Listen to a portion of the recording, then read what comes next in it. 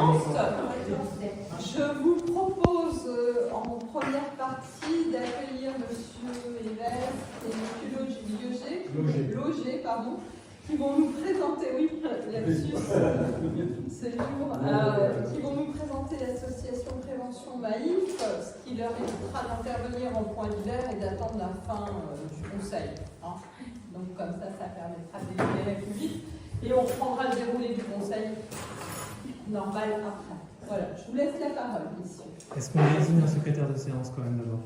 Merci beaucoup. Pour une présentation d'une association, il n'y a pas besoin d'un secrétaire de séance. On reprendra le déroulé du conseil proprement dit par la suite. Bon, dans un premier temps, je remercie Madame Linden de nous avoir reçus, de nous avoir permis de nous exprimer devant le conseil municipal. Ça fait une bonne paire de mois que j'étais venu et qu'on avait présenté, disons, notre association et en particulier une plateforme de solidarité qui s'appelle Préventraide, que vous retrouvez, sans discuter de votre côté. Dans un premier temps, donc, je vais vous présenter l'association en 10 minutes. Vous verrez qui nous sommes. Et on va vous expliquer ce qu'on fait. Et dans un deuxième temps, on présentera la plateforme Préventraide, donc qui est une plateforme à deux facettes, une facette solidarité et une facette, disons, prévention. Là, Robert vous expliquera la suite. Donc, il faut que Par contre, ce qu'on souhaite, c'est que cette présentation soit interactive, parce que nous, on peut discuter 2 heures de notre sujet. Donc, ce qu'on souhaite, c'est que vous posiez toutes les questions au fur et à mesure qu'elles vous viennent à l'esprit, de façon à ce qu'on puisse dialoguer et être le plus explicite possible par rapport à ce qu'on a à vous présenter. Donc, n'hésitez pas à nous interrompre.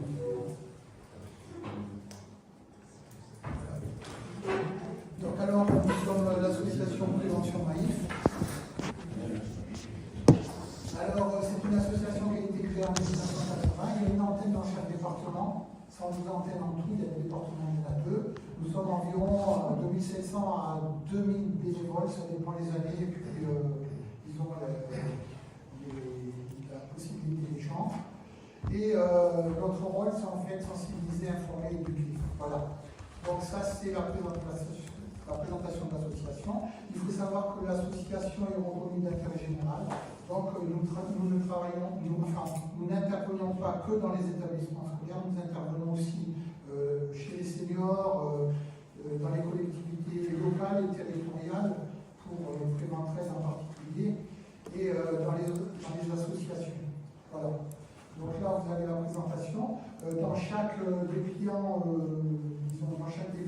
avez le dépliant en question, sensibiliser, informer, éduquer. Voilà. Voilà quelle est notre association. Nous sommes une association de 1901, 2 bénévoles. Voilà.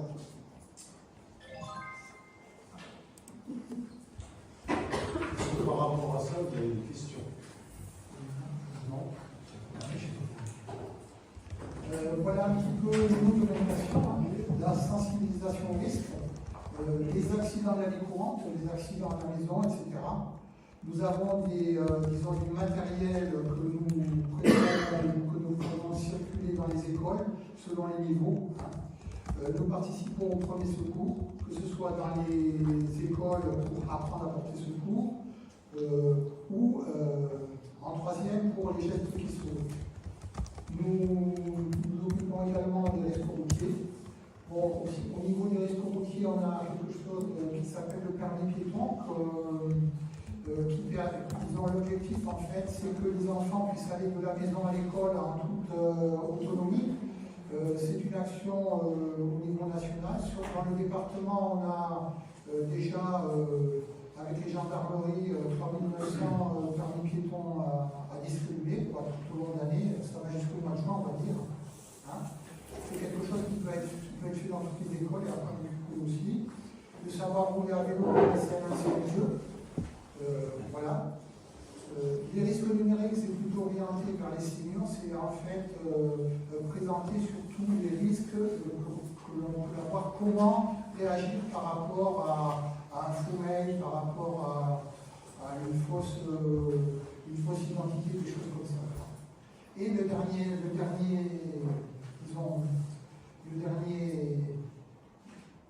risque, le risque naturel, le dernier champ d'action, le risque naturel avec la plateforme Préventraide qui est pour tout public.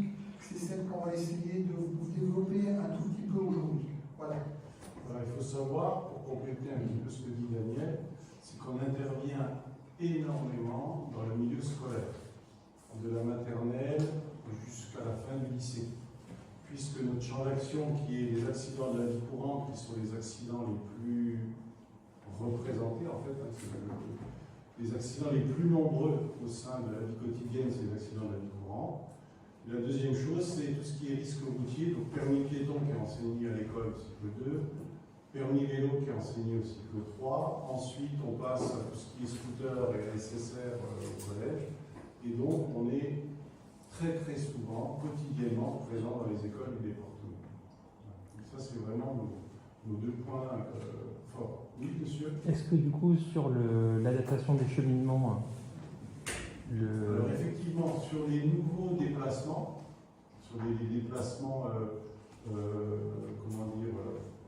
verts, les déplacements vertueux, on développe maintenant des actions. Par exemple, le cheminement pour aller se rendre à l'école, on a une action qui s'appelle Pédibus et son implication. Et donc, lorsque les communes nous font appel à nous, on les aide à monter une action Pédibus pour aider les familles à, entre guillemets, transporter leurs enfants de leur lieu de domicile au lieu scolaire. alors je ne sais pas si vous intervenez suite à une demande particulière, mais c'est un vrai besoin. Il y a eu une expérimentation qui s'appelle le chemin des écoliers, mais qui ne respecte pas du tout les règles d'accessibilité personnelle. Si vous pouviez peut-être rappeler à la mairie cette obligation en la matière, ça serait déjà un bon début. Ce que je voudrais, c'est quand même, Madame Lindel nous a donné une demi-heure, disons,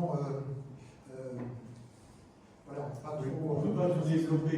Oui. Donc, ce qu'on fera, c'est que par rapport à votre demande, effectivement, on donnera la documentation à Madame le maire, et puis elle reviendra vers vous pour développer, ou si vous voulez nous faire appel à nous, on pourra prendre un rendez-vous pour vous expliquer les tenants et les aboutissants de cette action. Donc l'objectif aujourd'hui, c'est pas de rentrer dans le détail de toutes les actions que nous faisons, c'est de vous expliquer un petit peu. Si vous avez des besoins, Madame le maire, elle fera remonter les besoins, ou l'école peut faire remonter les besoins. Il faut savoir qu'il y a pas mal de ces actions qui sont dans les écoles. J'ai envoyé un mail à l'école, je n'ai pas trouvé de réponse, et j'ai essayé de téléphoner. Le numéro de téléphone qui est dans le site internet de la mairie, il dit que le numéro de téléphone, il n'y a pas de voilà. C'est le répondeur que voilà. Donc, mais bon, je pense qu'il y a des parents d'élèves ici qui peuvent peut-être retransmettre cette information à l'école. Sachant qu'on va laisser quand même des échantillons des choses que l'on fait couramment. Voilà pour ce qui est de l'association. On va vous expliquer, je vous explique en principe.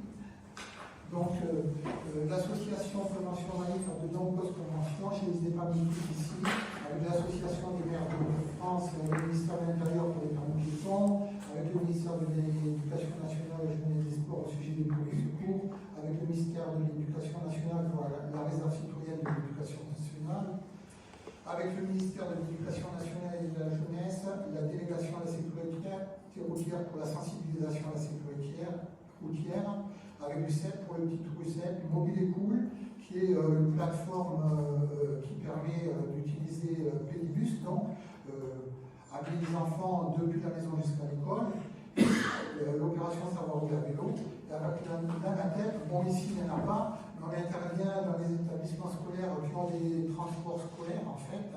L'ANATEP c'est l'Association nationale pour les transports éducatifs de l'enseignement public. On a 3 autres conventions par rapport aux risques majeurs qui seront développées dans le Préventraide. Voilà.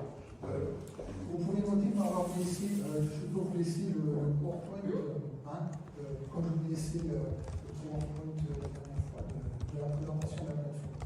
Bon, ça explique un petit peu la réserve citoyenne.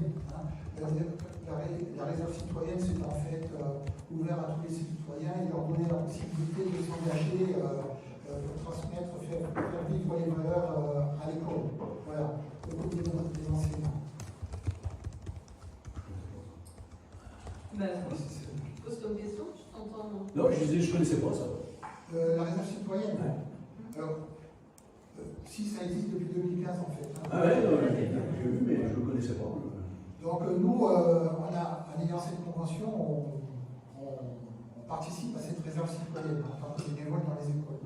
Maintenant, c'est ouvert à tout le monde du coup. Hein. D'accord. C'est-à-dire que, entre guillemets, puisque tu en parles, ça marche avec des bénévoles et on recherche toujours des bénévoles. Si des gens ont envie de faire des choses comme ça, sachant que un bénévole qui vient, il n'est pas obligé de faire 15 actions dans l'année, il en fait 4, c'est bien. Hein. Et puis on forme les gens à faire ces actions, que ce soit à l'école ou ailleurs. Voilà. Donc là, on est dans la... Voilà. Donc là, on va aborder, le sujet principal pour lequel on a été invité ce soir. Donc en fait, depuis 2 ans à peu près, Prévention Maïf a monté une plateforme citoyenne. Donc ça s'adresse à tous les citoyens, parce que nous on vient là en tant que Prévention Maïf, et c'est pas parce qu'on est Maïf étant une compagnie d'assurance, comme vous le savez, je pense, mais on ne vient pas là pour faire la promotion de la Maïf, on vient là pour faire la promotion d'une plateforme citoyenne. Donc elle s'adresse vraiment à tous les citoyens de France. Et cette plateforme, qui est donc ouverte à tous, comme vous le voyez sur ce slide, est une plateforme 100% solidaire et donc totalement gratuite, sans aucune arrière-pensée commerciale.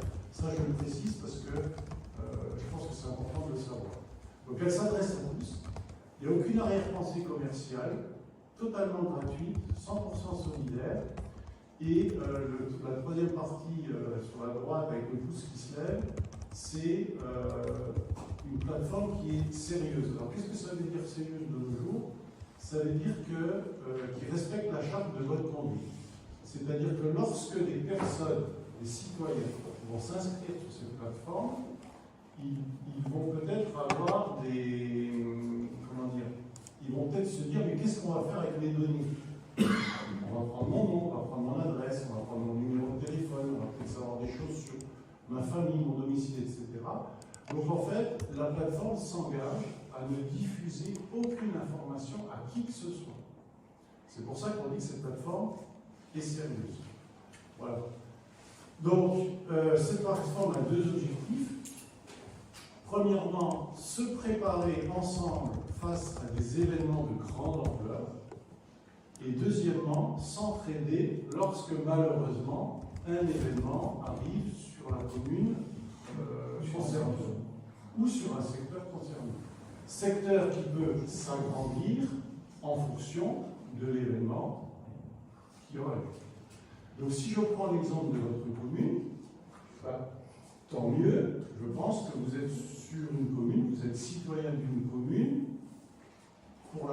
sur laquelle il n'y a pas énormément de risques majeurs potentiels. D'accord? Les risques majeurs potentiels qu'il peut y avoir sur votre commune, et qui sont présents sur n'importe quelle commune de France, c'est par exemple un véhicule qui contient des produits chimiques qui traversent votre commune. La personne perd le contrôle de son véhicule, fonce dans une maison, explose et libère ses produits chimiques, par exemple. Bon.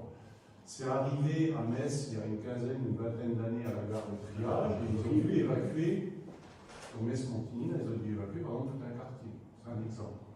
Bon, après, sur votre commune, qu'est-ce qu'il peut y avoir d'important? On a le transport de matières dangereuses, on a les argiles gonflantes, et puis le troisième, c'est les inondations en bas.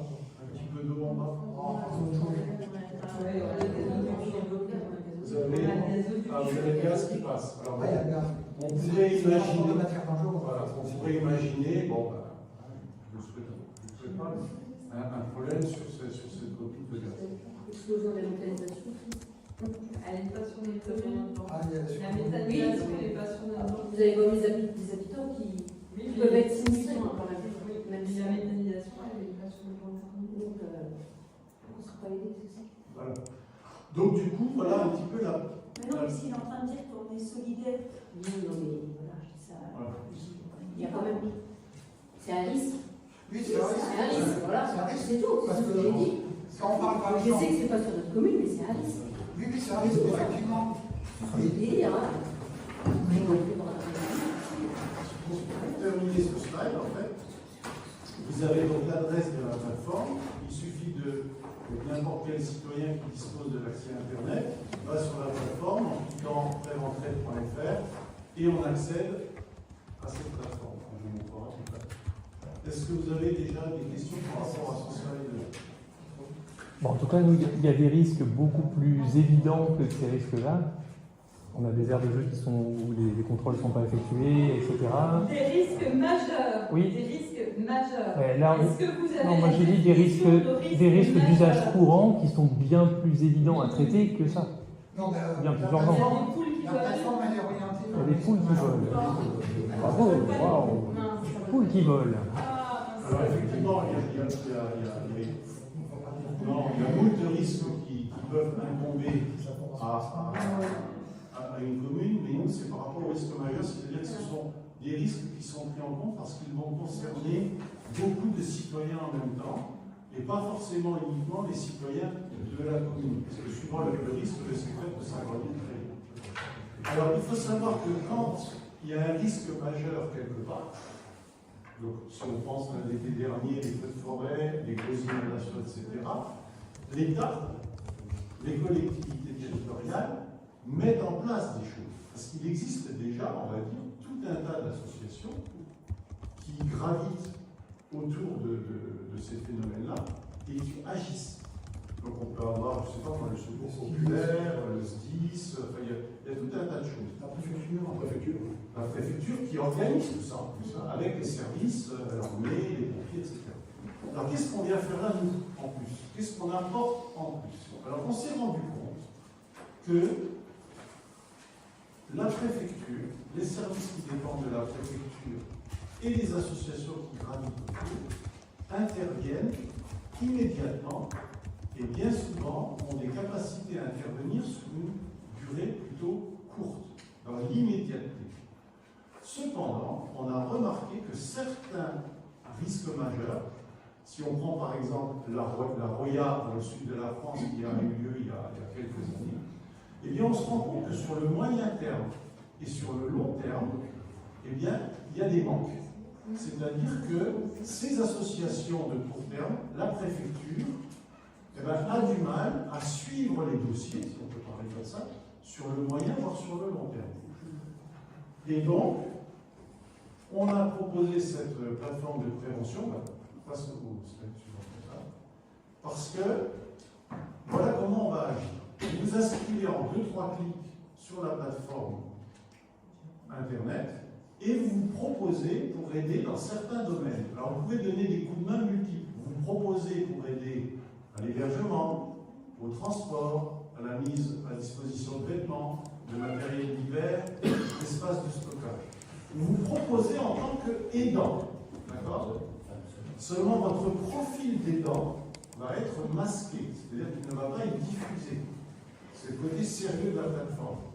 Le jour où il y a une catastrophe naturelle, on va vous demander si vous êtes d'accord d'activer votre compte. Vous avez le droit de répondre oui ou de répondre non. Peut-être que vous allez être vous-même victime, auquel cas vous n'allez pas activer votre compte, puisque vous allez demander de l'aide. Donc, en tant qu'aidant, on va vous poser la question, est-ce que vous voulez activer ou pas activer? Si vous dites oui, j'active, à ce moment-là, votre profil et vos aides proposées vont être mises à jour. C'est-à-dire que les sinistrés vont pouvoir voir que vous êtes aidant potentiel, et les sinistrés vont vous contacter, vous solliciter pour que vous les aidiez. D'accord? Ça, c'est dans le cas où vous êtes aidant. Si par contre, il vous arrive un souci à vous, eh bien, en tant que, cette fois-ci, sinistré, vous allez aller sur la plateforme et vous allez contacter un aidant potentiel qui va venir à votre aide. En gros, c'est ça. Donc c'est pour ça que tous les acteurs de la commune, on va dire, sont concernés, parce qu'ils peuvent être soit aidants, soient aidés. Et qu'est-ce que je peux vous dire d'autre? Eh bien, vous pouvez être aidant suivant une zone géographique qui va être en fonction de vos possibilités. C'est-à-dire qu'une personne qui habite ici, elle va pas, on n'imagine pas qu'elle aide une personne qui est sur un sinistre à Bordeaux. Ça va fonctionner. Voilà. Donc, l'objectif de Préventraide, c'est ce qui est écrit en bas à droite, c'est vraiment de faire rencontrer les besoins et les propositions, et ce, en toute discrétion. Est-ce que vous avez des questions par rapport à ça? Est-ce que j'ai été suffisamment clair? On passe à la suite. Alors, maintenant, on passe à l'activité de prévention, parce que effectivement, les catastrophes naturelles, on se propose comme aidant, on aide les aider. Mais en amont, il y a une activité de prévention. Alors, quelle est cette activité de prévention? Il faut savoir que toute commune, tout maire de commune, se doit de remplir un document qui s'appelle le DICRIM. Alors, c'est un acronyme qui veut dire document, je ne sais plus ce qu'il veut dire exactement, mais c'est un document qui fait le listing des risques qu'il y a sur la commune, d'accord, et qui contient également les mesures à prendre en cas de risque majeur. Et la deuxième partie du rôle du maire, on va dire, c'est d'informer ses citoyens. Et qu'est-ce que l'on a constaté? Eh bien, on a constaté la chose suivante, que parfois, les communes avaient du mal ou des difficultés à arriver à sensibiliser, alors informer on peut tout, mais le citoyen, est-ce qu'il lit l'information? Est-ce qu'il se préoccupe de cette information? C'est là que souvent le bas blesse. Et donc, on a constaté que les maires avaient du mal, parfois, à sensibiliser leurs citoyens aux risques potentiels qu'il pouvait y avoir sur leur commune et sur les conduites à tenir en cas de problème. Voilà. Et c'est pour ça que là, on intervient, si vous voulez, à la demande des mairies. On intervient sous la forme d'action de prévention, sous la forme de possibilités d'action pour mettre au courant, pour informer les citoyens sur les risques qu'il peut y avoir sur leur commune. Alors, sous quelle forme on intervient? On intervient grâce, alors si vous allez sur la plateforme Préventraide, il y a des jeux, il y a des questionnaires, il y a des vidéos, il y a des photos qui informent les citoyens. Et il y a également les actions de prévention naïve que vous avez présentées tout à l'heure, uniquement au niveau des titres Daniel, où, sous prétexte d'aller voir vos citoyens de commune dans le cadre du cyclo, dans le cadre du piéton, dans le cadre des dangers de la vie, des dangers domestiques, pardon, et ben on peut faire une information sur tout ce qui tourne autour du DICRIM et des dangers de la commune. Voilà. Et ça peut être fait également au niveau des écoles. Le 13 octobre, donc, c'était la journée de résilience par rapport au risque majeur au niveau national. On a été dans l'école Sainte-Thérèse où on a fait 3 classes avec un jeu qui s'appelle on a conçu un jeu Première connaissance sur les risques majeurs. Donc c'est un jeu genre pour les écoles en fait. Hein. Donc on a pour les conçu un jeu CM1, CM2. Vous voyez, voilà. Avec des pions. Je suis désolée, je vais vous demander de... On circule sur le jeu et on est informé sur les différents types de risques majeurs qui existent. Voilà. Donc en fait, l'idée de ce soir, c'était de vous présenter cette plateforme, de vous inviter, parce qu'on n'aura pas le temps ce soir, mais de vous inviter à aller sur le site.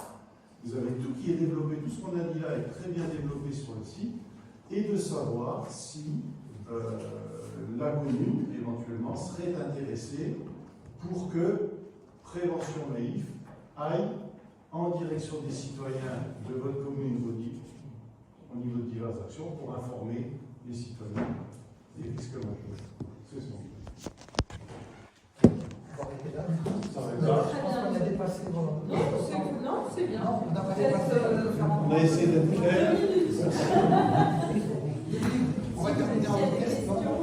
Une question peut-être, je ne sais pas.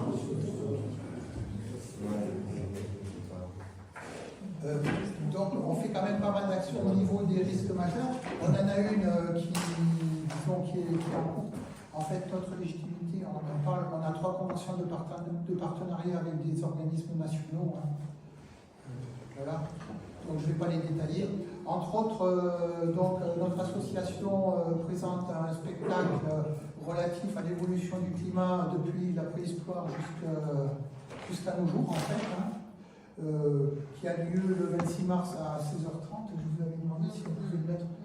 Oui, mais si on met trop, Non. on va le mettre. Un mois avant suffit largement. Voilà, c'est pour ça qu'on l'a planifié. Donc, voilà ce qu'on peut organiser. On a organisé des spectacles sur les risques domestiques, etc. On a fait une pièce de théâtre à Voipy. On a fait 6 séances, on a eu 1300 élèves. Et on va faire cette séance qui s'appelle Complot d'Arbico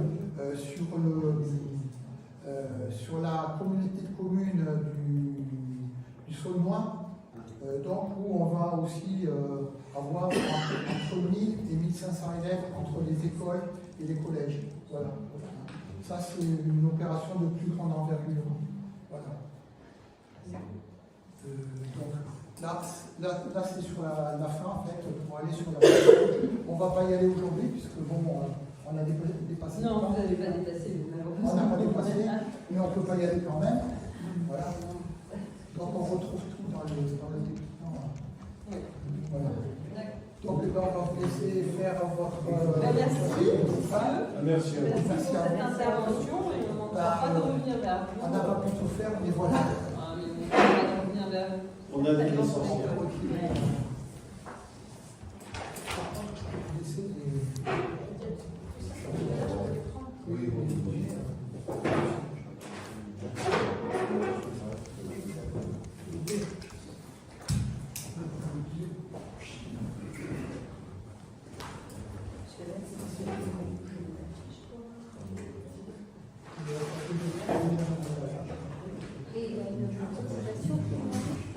Il y a une contribution qui Non, c'est.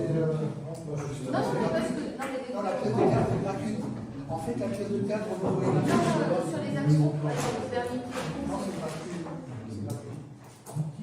Si tu as des enfants à l'école, il faut retirer la. Non, ils sont trop mieux. Par contre, oui, on va pas motiver les gosses. On va motiver les gosses. Oui, merci à tous. C'est bien. Et au revoir et bonne continuation.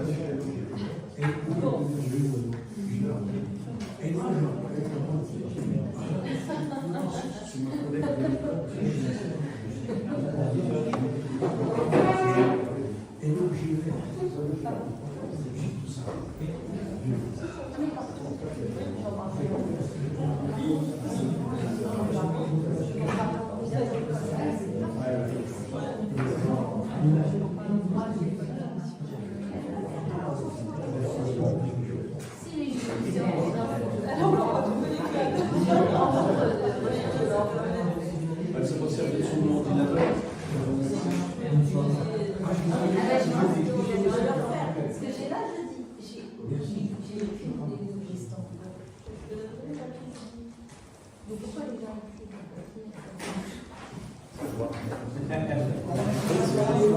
Bonne soirée, messieurs. Bonne soirée, merci. Merci. Alors, on va reprendre donc le cours normal du conseil avec la nomination d'une secrétaire ou d'un secrétaire de séance. Moi, je serais volontaire pour faire enfin un procès verbal qui corresponde à la Ah, commençons comme ça. Les autres sont non, Madame le maire, vous n'êtes pas le conseil municipal, c'est le conseil qui décide la nomination du secrétaire. Alors, on va voter qui est pour Christine. Voilà. Voilà, le vote est là, sur Ruaro. Et moi, on ne vote pas pour moi. Qui est pour Monsieur Ruaro? Un minimum de respect de la Qui est démocratie. pour quoi. monsieur... Mais de toute façon, vous ne serez pas élu. Donc, qui est pour Monsieur Ruaro? Oui, mais même, c'est dans la Votez pour vous. Allez-y, votez pour vous, faites-vous Oui. plaisir. Voilà, bravo. Monsieur Ruaro. Allez, approbation du PV de la séance du 14 décembre 2022. Qui a des remarques à faire sur le PV du 14 décembre 2022? J'en ai. Donc, sur la... si je le prends dans l'ordre, s'il peut être affiché également. C'était pas.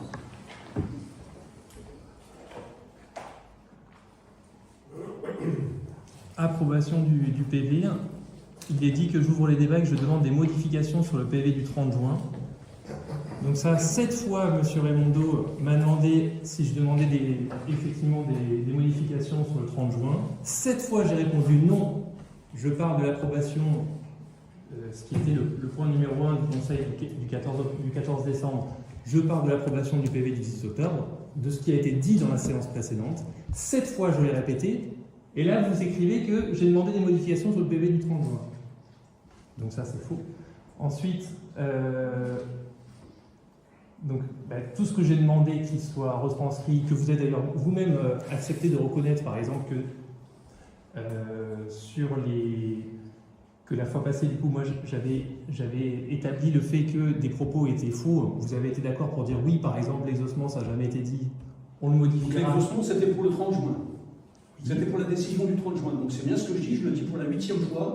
Tu reviens sur le conseil municipal du 30 juin.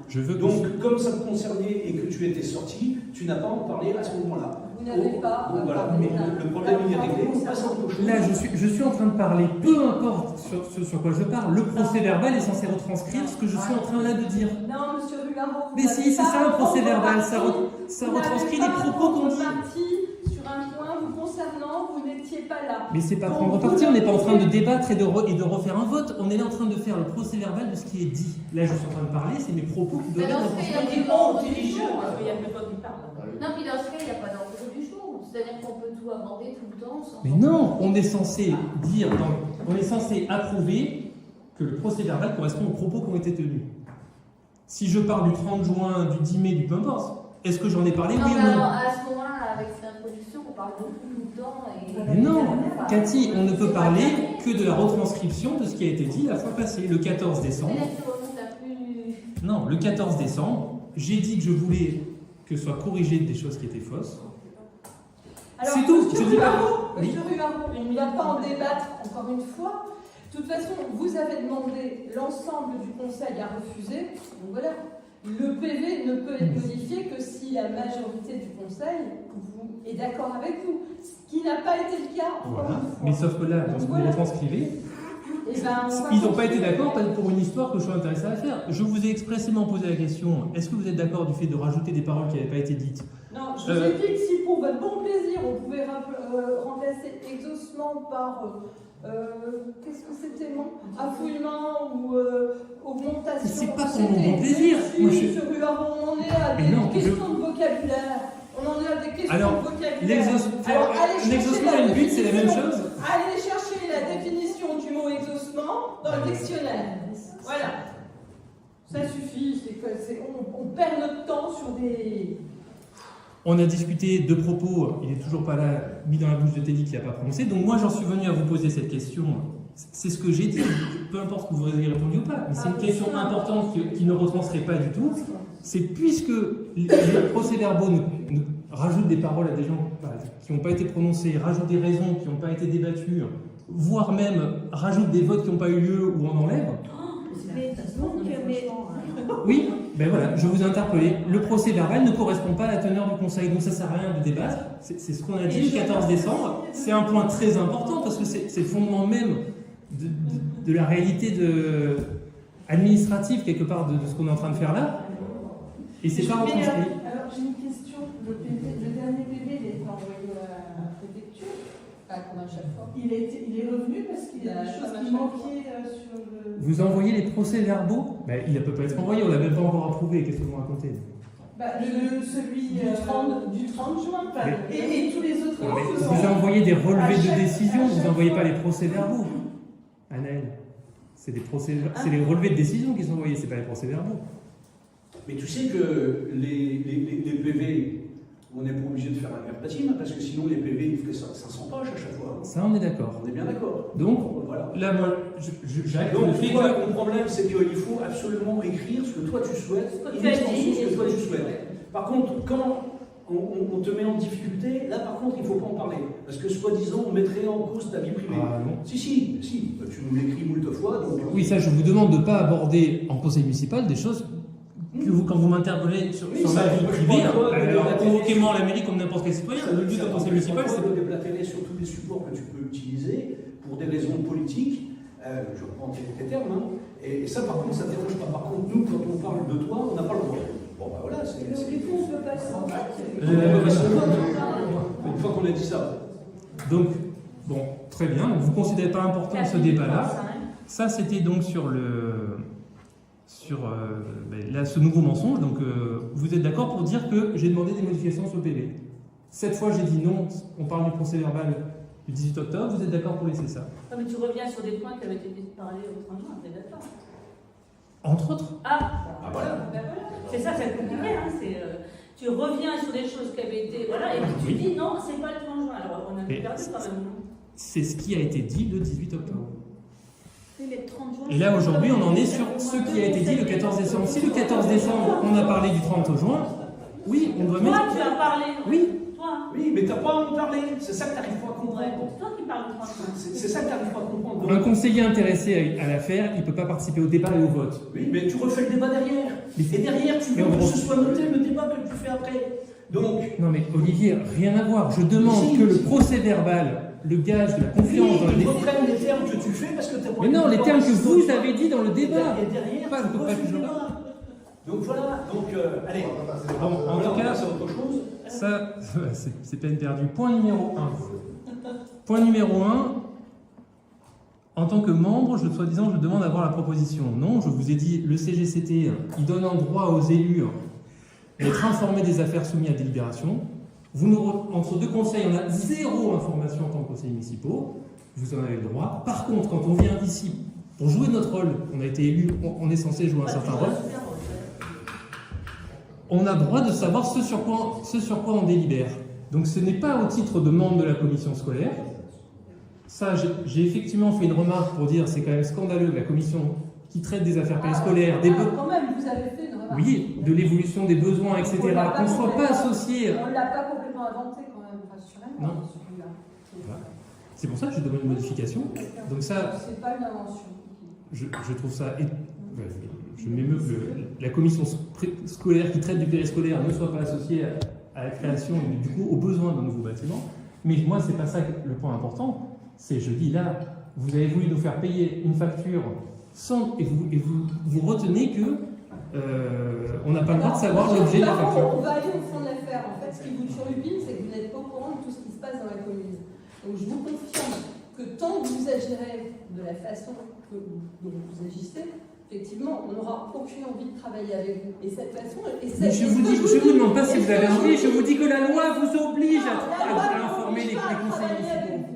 Mais je ne vous dis pas de travailler avec moi, je vous dis d'informer les conseillers municipaux. Vous êtes maire de tous les conseillers municipaux. Donc, tant que vous aurez cette attitude, et tant que je pourrai éviter, et que la loi sera de mon côté, de vous donner certaines informations, je ne vous les donnerai pas. Confère tout ce qu'on a eu comme problème avec la micro-crèche, où vous avez interpellé sans en avoir le droit des gestionnaires de crèche. D'où un conseiller n'a pas le droit de contacter des gestionnaires de crèche. Mais alors pourquoi tu n'es pas transparent et pourquoi tu demandes pas? Mais je vous ai fait un mail avec le compte rendu de tous les échanges que j'ai eus pour faire avancer la commission de crèche. Et le compte rendu. Tu ne veux pas recevoir mes mails et après tu dis que je vous ai compte rendu erroné et mensonger. C'est toi qui le dis. Quand on fait des comptes rendus mensongers et erronés comme tu le fais quasiment systématiquement, ça n'a aucune valeur, donc on passe à autre chose. 8 minutes. Donc je note 8 minutes. Ouais, moi je note 8 minutes. Parce que le problème il est là, hein, c'est que tu conjugues à la fois la mauvaise foi et le mensonge. Donc, je fais partie de la commission aussi scolaire. Pas la commission fantôme. Je ne suis même pas au courant qu'il n'y a même pas la directrice qui. Voilà. Mais rien ne m'empêche de. Il n'y a même pas la directrice. Non, mais quoi? On a fait une réunion dans l'année de la commission scolaire. C'est lamentable. Cathy, c'est combien ton indemnité? C'est lamentable. Tu parles d'indemnité. Oui. Est-ce que la directrice. C'est moi la présidente. La directrice. On a dit qu'avec. On a fait une réunion avec moi. Non, je suis même pas au ça. Alors pourquoi vous faites des commissions alors du périscolaire? Mais je crois que. Donc Corinne, là, ce que Raphaël nous explique, c'est qu'elle ne veut pas faire de commission parce qu'elle ne veut pas travailler avec moi. Et il n'y a pas que Julien qui est au courant de rien. C'est ça que c'est enregistré. Mais oui, c'est enregistré. Bien sûr. Et après, c'est mixé. Madame est-ce que vous savez, est-ce que vous connaissez le fonctionnement du périscolaire? Est-ce que les gens qui travaillent au périscolaire des salariés de la commune de Coin-les-Culs. Je fais partie de la Est-ce commission. que répondez à la question? Alors, dans ces cas-là, vous m'enlevez de la commission. Mais répondez à la question, ça sert à rien. Ça sert à rien de faire partie d'une commission et d'être pour rien. Je vous demande. Si le périscolaire il dysfonctionne parce qu'il n'y a plus de directrice, oui, on est censé être informé à la commission. Je vous demande juste, mais pour autant, un arrêt maladie, c'est pas quelque chose qu'on dévoile sur la place publique. Je suis désolée. Elle est en arrêt maladie. Mais pourquoi vous le faites alors? Pourquoi vous dites qu'elle est en arrêt maladie? Ça aussi. C'est pas ça qu'on Pas vous plus demande. que nous. On n'est pas plus normal. On n'est pas plus que nous. Nous, on vous dit qu'il y a une seule commission dans l'année. Les commissions, ne vous en déplaise, il y a une représentativité. C'était un mail, non? C'était un mail. Alors je tiens à intervenir puisque je fais partie de la commission scolaire. Et qu'est-ce qui s'est passé? On a décidé d'un chemin piéton. Et le jour où il fallait le dessiner, je rappelle les faits. C'est ça. Vous prévenez la veille de venir, un mercredi après-midi. Il y a des gens qui ne sont pas disponibles. Je le respecte. C'est marrant parce que pour les photos, il y en a fait, t'es disponible. Je respecte tout à fait que les gens ne soient pas disponibles.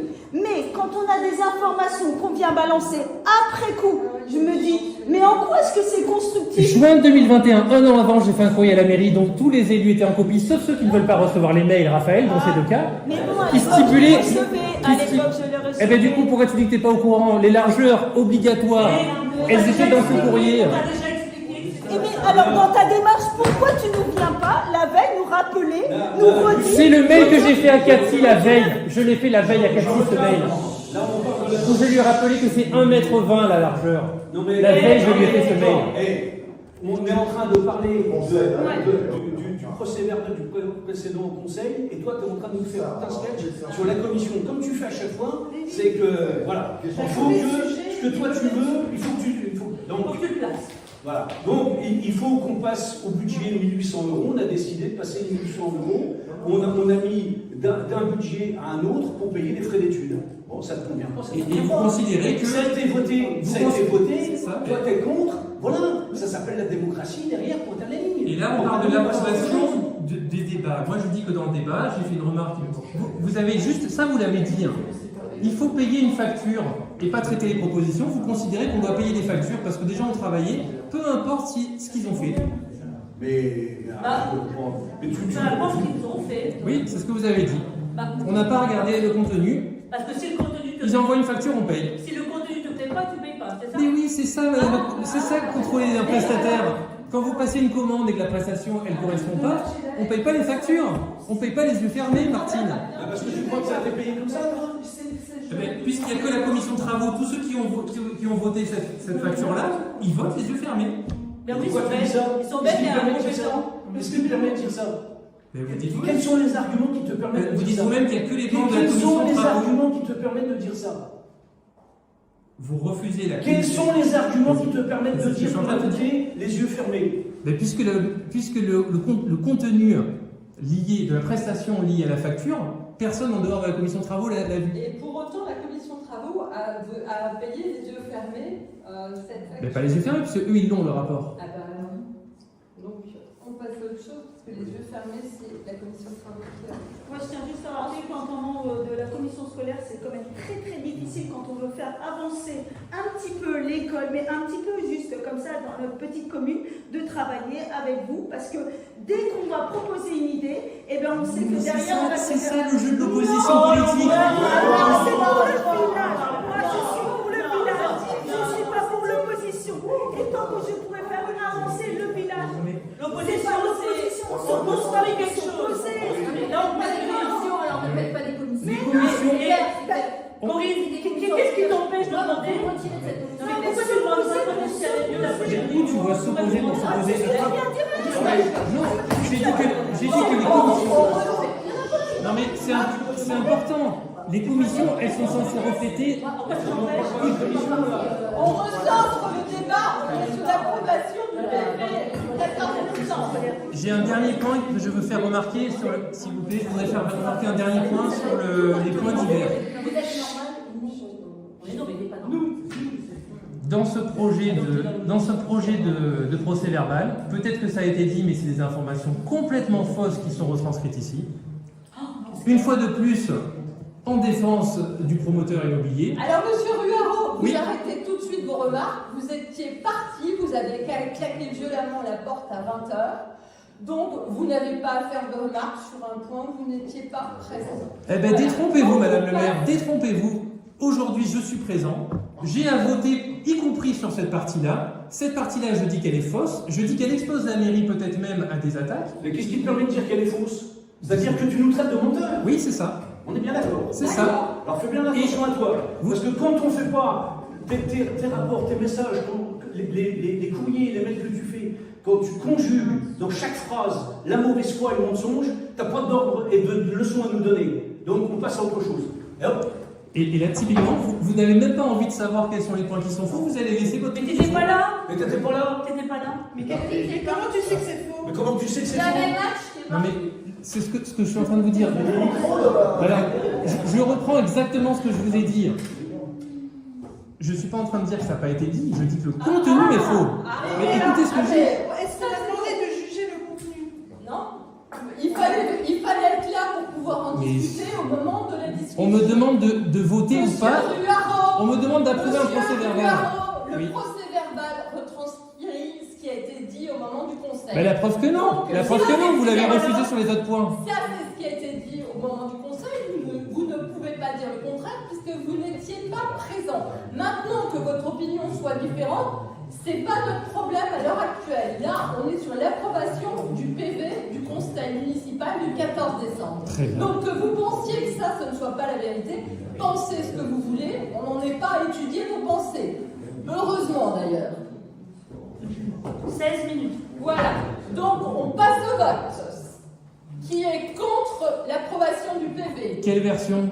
Celle qui vous a été proposée. On pourrait gagner du temps en fait. Qui est contre? On va gagner du temps. Non mais dites-le une fois pour toutes que toutes les modifications que je demande, elles seront jamais contre. Oui, je suis contre. Voilà. Vraiment, je suis contre. Qui s'abstient? Qui est pour un truc faux? Et monsieur Ruaro, vos approbations personnelles, vous éviterez de les donner en exposition publique. Vous êtes content, vous avez fait votre sketch, votre petit théâtre est passé sur YouTube, vous êtes très heureux. Mais vous vous abstiendrez dorénavant. Mais non, madame la maire, je suis triste. On est une mairie, on est une administration publique. Vous avez signé une charte de l'élu local qui vous engage à la probité. Nous aussi, on est très tristes. La probité, vous savez ce que c'est? Parle pas de ça, toi. Je t'ai interdit d'employer des termes que tu n'appliques pas. On est bien d'accord? Bon, allez hop, on passe à autre chose. Alors, finance locale, point numéro 1, finance locale, instauration de la taxe d'habitation sur les logements vacants. Le maire informe la municipalité que les communes peuvent, par délibération du conseil municipal, assujettir à la taxe d'habitation sur les résidences secondaires et autres locaux meublés non affectés à l'habitation principale les logements vacants. La délibération prise avant le 28 février 2023 est applicable dès l'année 2023. La taxe d'habitation sur les résidences secondaires et autres locaux meublés non affectés à l'habitation principale, due au titre des logements vacants, est établie au nom du propriétaire, de l'usufruitier, du preneur de bail à construction ou à réhabilitation, ou de l'amphithéâtre qui dispose du local depuis le début de la période de vacances. Les logements concernés par la taxe d'habitation sur les logements vacants sont les locaux à usage d'habitation, appartements ou maisons, les logements habitables, clos, couverts et pourvus des éléments de confort. Les logements non meublés sont par conséquent non assujettis à cette taxe, en application du 1 de l'article 1407. Sont également exonérés les logements détenus par les organismes d'habitation à loyer modéré et les sociétés d'économie mixte destinées à être attribuées sous condition de ressources.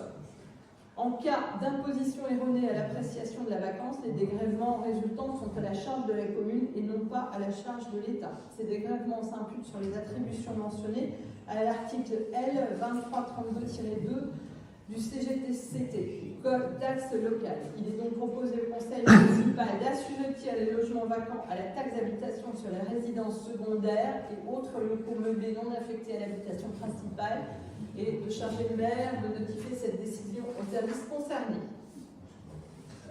Est-ce qu'on connaît le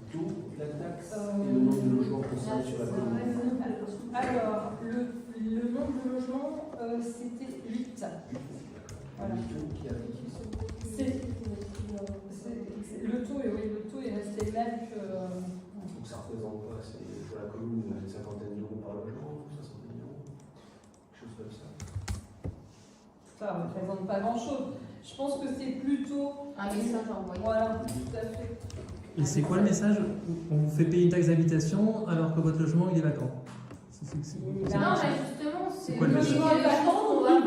Il pourrait peut-être être mis soit en location, soit à la vente pour que des gens puissent en profiter. Voilà le message. C'est pour éviter d'avoir un village mort, en fait, genre quasiment... En leur faisant payer une taxe. Ah oui, c'est incitatif. C'est comme la pollution, c'est même payer des taxes. D'ailleurs, celui qui ne veut vraiment pas 50 euros, c'est pas grand-chose, mais par contre, ça rappelle que c'est dommage d'avoir trop de logements vacants dans un village. Ou dans une ville. Oui, ou dans C'est valable Ça existe dans les villes. dans les villes. Ça existe. On est d'accord, la taxe d'habitation, pour tous les autres logements, elle a été supprimée. À partir de cette année. À partir de cette année. Donc la logique, c'est on enlève la taxe d'habitation et nous, on va la réinstaurer pour les logements vacants. C'est pas nous, hein, c'est pas nous. Hein. Bah si, là c'est nous. Non, C'est à nous de délibérer. c'est national, c'est ça. Non. C'est pas nous qui décidons ça. Il y a une possibilité de le faire. C'est uniquement la part communale, la part régionale, départementale, elle est perçue quoi qu'il arrive. Sur la taxe sur les gens vacants, il n'y a pas que la commune. Et les résidences secondaires sont soumises aussi à la taxe d'habitation. Et là, du coup, ce qu'on décide d'assujettir, s'il y a une petite incohérence entre le début, ce n'est que les logements vacants ou c'est aussi les résidences secondaires? Les logements vacants sont assujettis à la même taxe d'habitation que celle sur les logements secondaires. Sur lesquels on n'a pas besoin de revoter sur les résidences secondaires. Il n'y a pas de résidence secondaire à Point-les-Filles. Il y en a? Et on ne peut pas mettre un... Parce que c'est écrit... C'est-à-dire un logement vacant plus d'année ou deux, bah, des fois c'est le temps que la personne réfléchisse, alors que quand il laisse une vacant très longtemps, ça va être La taxe sur le logement vacant, elle est due normalement à partir du moment où le logement a été déclaré vacant pendant 2 ans d'affilée. Ah oui, ben voilà. Oui, donc voilà. Donc ça C'est le genre de choses qui pourraient être rappelées dans le courrier. Oui, cela fait plus de 2 ans. Parce que c'est important, c'est-à-dire qu'une personne pendant 1 an ou 2, c'est... C'est pour ça que d'ailleurs, à partir jusqu'au 1er juillet ou le 1er juin, je ne sais plus, chaque personne dont vous faites partie, il faut que vous déclarez sur le site impôt.gouv qui occupe votre logement et la liste de tous les biens. Si vous en avez plusieurs, immobilier va y figurer, vous devrez indiquer qui habite dans le logement, parce que justement derrière, il y aura les taxes si vous n'habitez pas dans le logement, qui sont bien sûr. Ouais, c'est une nouveauté cette année. Oui, enfin, c'est pas 135, je crois que c'est 135. Ce qui est écrit, c'est on peut assujettir à la taxe d'habitation sur les résidences secondaires et autres locaux. Moi, j'ai l'impression qu'il faudrait qu'on écrive la même formulation que la première phrase. Non, En même temps, c'est les impôts qui vont donner la vie. Pour être complet, quoi. Tant qu'à non, faire. on ne sait pas sur les résidences secondaires, c'est la taxe d'habitation sur les résidences. Ça se lit en une seule pleine phrase. Ok. D'accord. C'est pas une taxe sur les logements secondaires. Ça, c'est un texte national. Oui, C'est pas. Donc, il faut écrire au ministère pour lui dire de changer la formulation, je pense. C'est un texte national, c'est pas nous qui l'avons inventé. Donc, écrit au ministère pour demander que la formulation, dire que c'est la formulation qui convient. Pourquoi, Martine? Je voulais juste vérifier que c'est bien formulé. mais tu as dit c'est incohérent, donc tu leur dis que c'est incohérent. On passe au vote ou il y a d'autres questions? Alors, qui est contre? Enfin, moi, je voudrais juste faire remarquer, donc là, on nous fait un point sur, je sais pas, peut-être 50 euros, 1000 euros. La réunion budgétaire qu'on attend depuis le mois de février ou mars, on l'a toujours pas eu sur ces grands enjeux là de périscolaire, de crèche, etc. Là, on parle en centaines de milliers d'euros. Cette réunion, on l'a toujours pas eu. On n'a toujours pas eu ce débat. Et là, vous nous faites encore délibérer pour 3 francs 6 sous. Qui est contre? Qui s'abstient?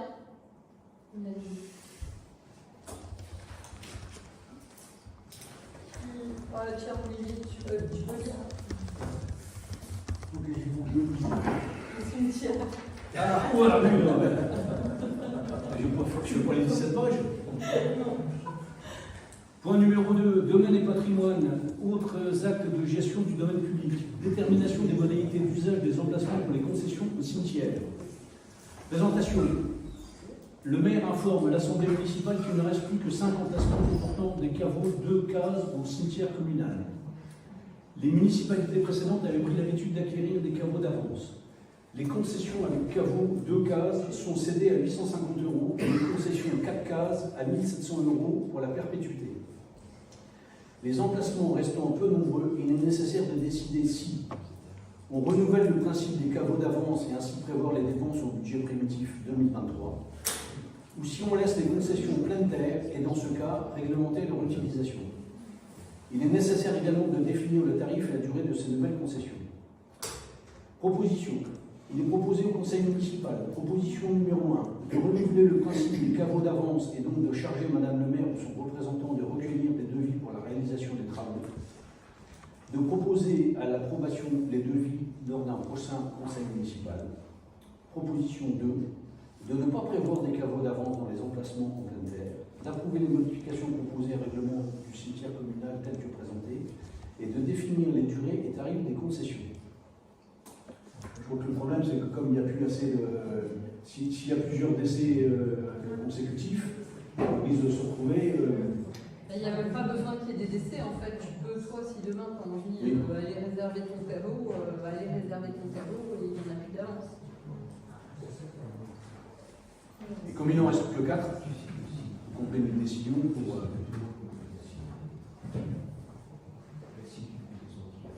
Donc évidemment, la proposition 2, il n'y a pas de raison d'aller sur la proposition 2.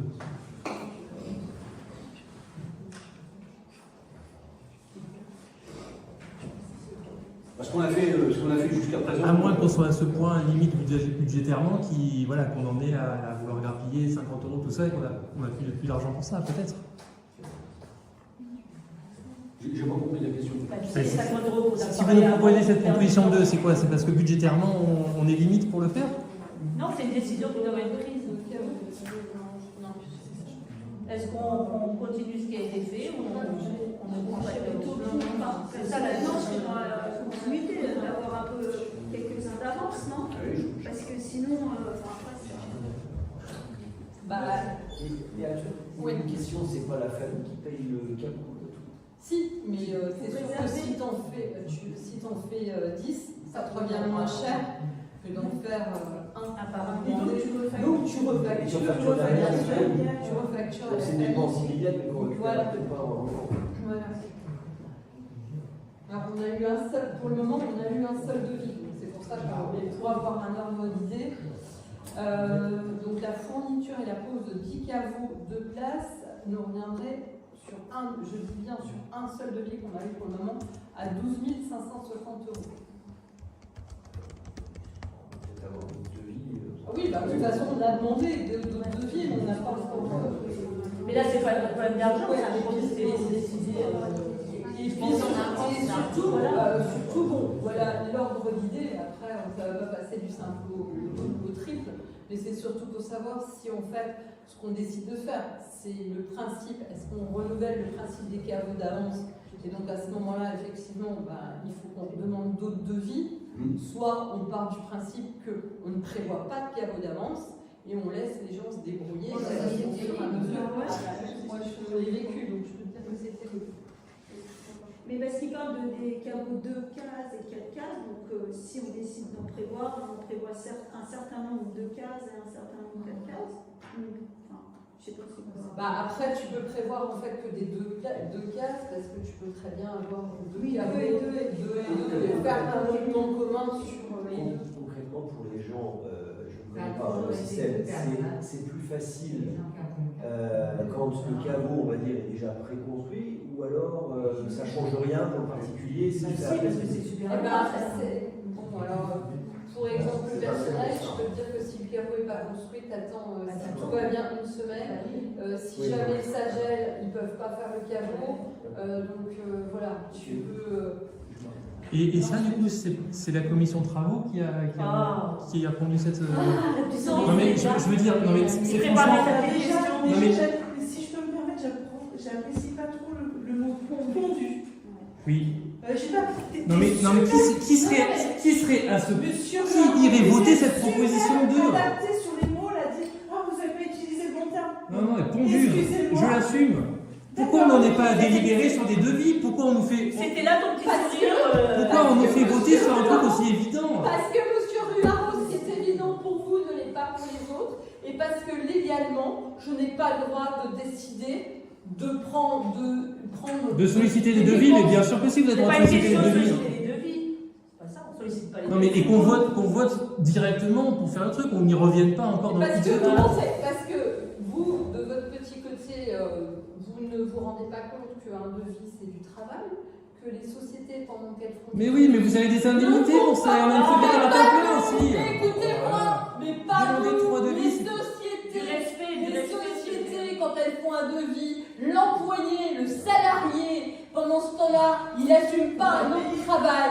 Si c'est un devis pour qu'il soit mis au fond d'un placard, autant éviter de le faire. En plus, vous qui êtes tellement attaché à l'écologie, à chaque fois, on nous publie des devis sur des papiers, des feuilles qui ne servent à rien si on décide de ne pas prévoir les caveaux d'avance. Donc plutôt que de faire travailler des gens dans le vent, autant faire travailler... Cette proposition incroyable numéro 2, vous auriez pu demander à une commission de travaux ou à votre majorité qui voudrait aller sur une politique. Alors, monsieur Ruaro, quand je demande... Toi, tu n'as pas été au courant, alors là, quand je demande à une commission, ça ne vous va pas. Quand je demande à tout le conseil, cette fois-ci, ça ne vous va pas.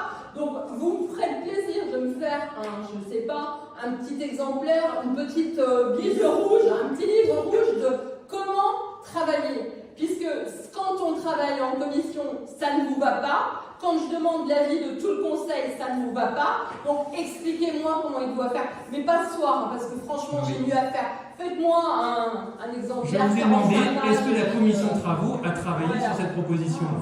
La commission de travaux n'a pour l'instant jamais fait un seul compte rendu. Ben non, la commission de travaux ne peut pas vous faire un compte rendu sur ce point-là, puisqu'elle n'a pas travaillé, puisque je demande l'avis de l'ensemble du conseil. Mais dans ce cas-là, les commissions sont censées préparer les conseils municipaux.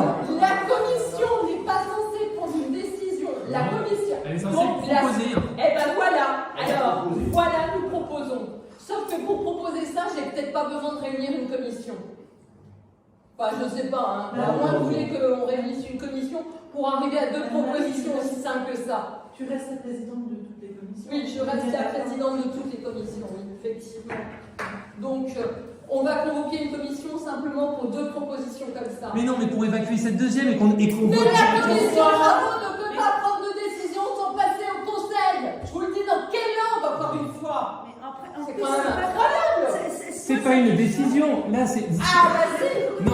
Et toi, tu trouves la proposition 2 complètement nulle. Et si moi, je trouve qu'elle est intéressante. On aurait pu inventer une proposition 3, une proposition 4. La délibération... Parce qu'il va falloir quand même voter. Donc à un moment donné, c'est bon ton débat là. L'ordre du jour, c'est la maire qui choisit.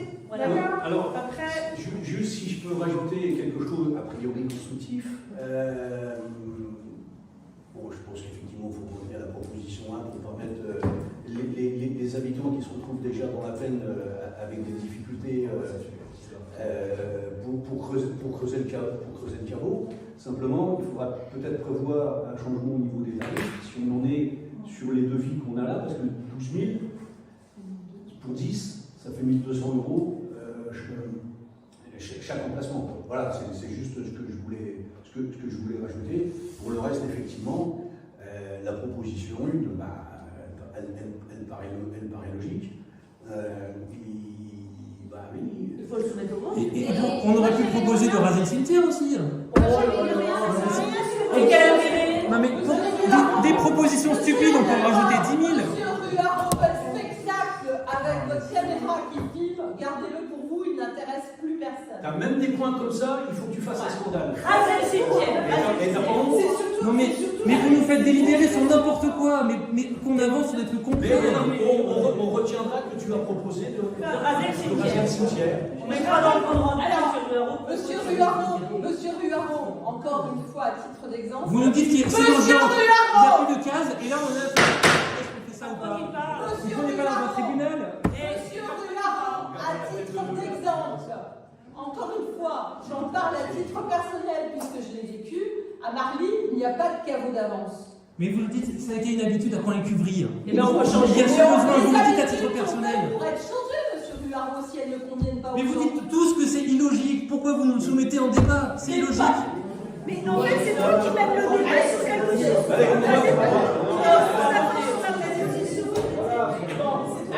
on passe au vote.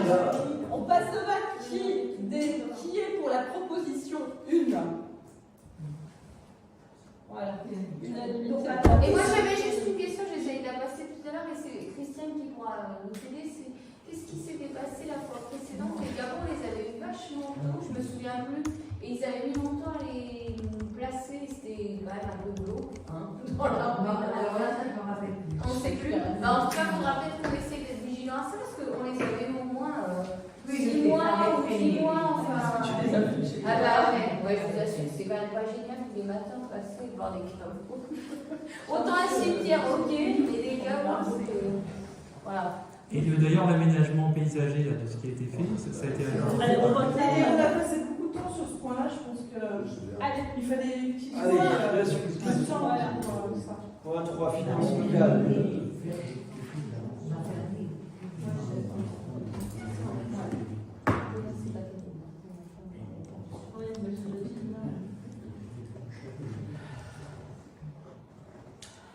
Alors, le maire informe l'ensemble des élus que dans le cas où le budget d'une collectivité territoriale n'a pas été adopté avant le 1er janvier de l'exercice auquel il s'applique, l'exécutif de la collectivité est en droit, jusqu'à l'adoption de ce budget, de mettre en recouvrement les recettes et d'engager, de liquider et de mandater les dépenses de la section de fonctionnement dans la limite de celles inscrites au budget de l'année précédente.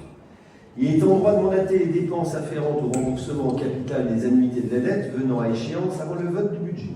En revanche, en l'absence d'adoption du budget jusqu'à son approbation, l'exécutif de collectivité territoriale peut, sur autorisation de l'organe délibérant, engager, liquider et mandater les dépenses d'investissement dans la limite du quart des crédits ouverts au budget de l'exercice précédent, non compris les crédits afférents au remboursement de la dette.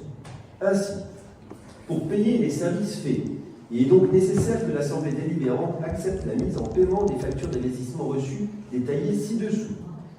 Pour Metz Métropole, donc c'est un acompte d'investissement de 4 933 €. Le compte à imputer, c'est 2046,20 attribution de pension d'investissement pour la somme donc de 4 396.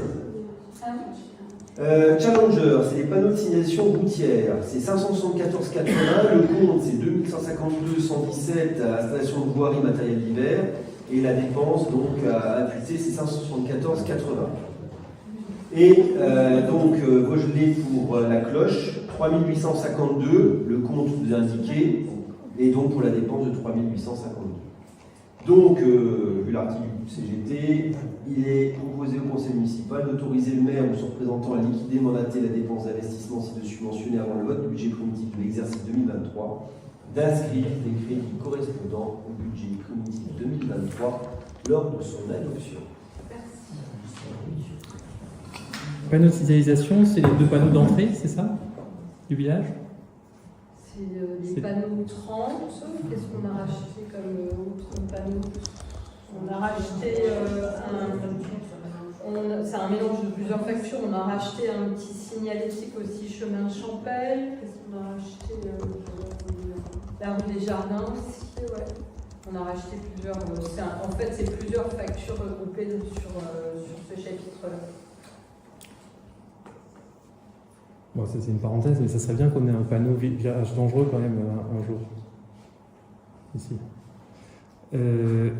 Du coup, est-ce que je peux conclure que ces panneaux finalement, en fait on avait mis 0 en budget voirie. Je pense que si on avait mis une ligne, ça serait parti là-dedans. C'est pour ça que là on fait une sorte de régularisation. Non. Non. Allez, expliquez. C'est pas l'entretien de la voirie, du coup, la signalisation? C'est une facture d'investissement qui est arrivée au mois de janvier, donc on ne peut pas payer sur l'année 2022 parce que c'est de l'investissement, et qu'on ne peut pas payer sur 2023 parce que le budget n'a pas été voté. Donc c'est juste pour pouvoir payer la facture parce que la société a livré et attend le paiement.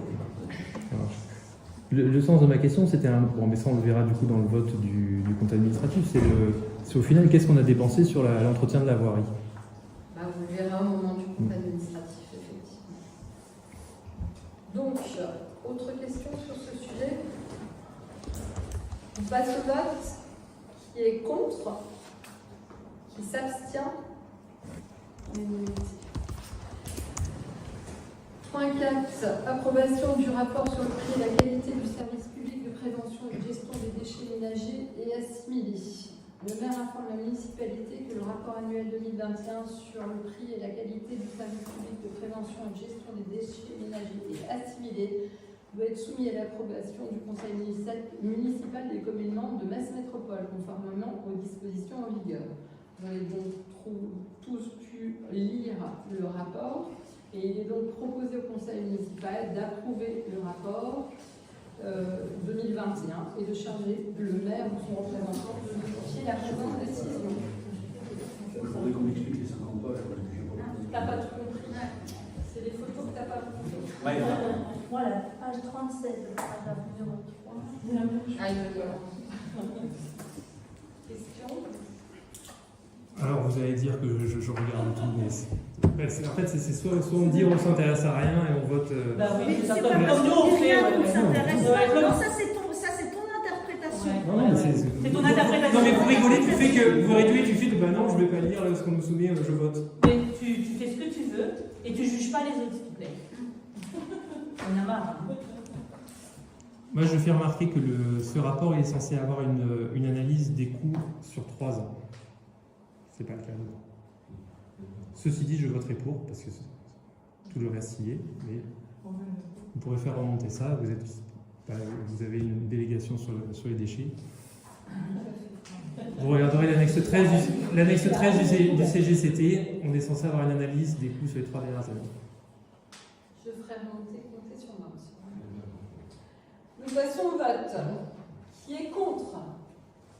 Qui s'abstient? Unanimité. Bah vas-y. J'aimerais qu'on respecte une minute de silence puisque M. Michel Saint-Elf est décédé. Et en sa mémoire, il conviendrait qu'on se lève et puis on respecte cette minute de silence. Dommage.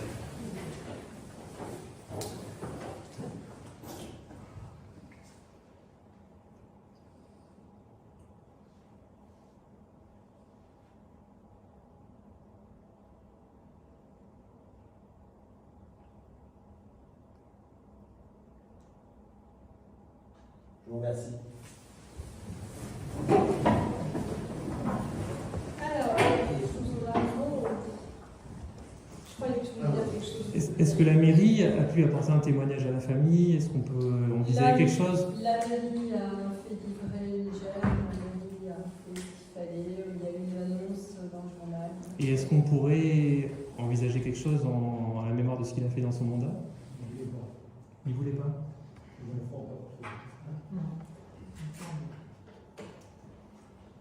C'est sympa pour les enfants. Les enfants, lui non plus, ils sont en avant.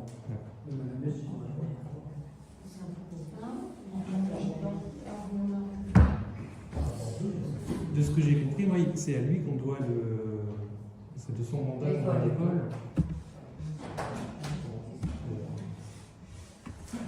Alors, point divers.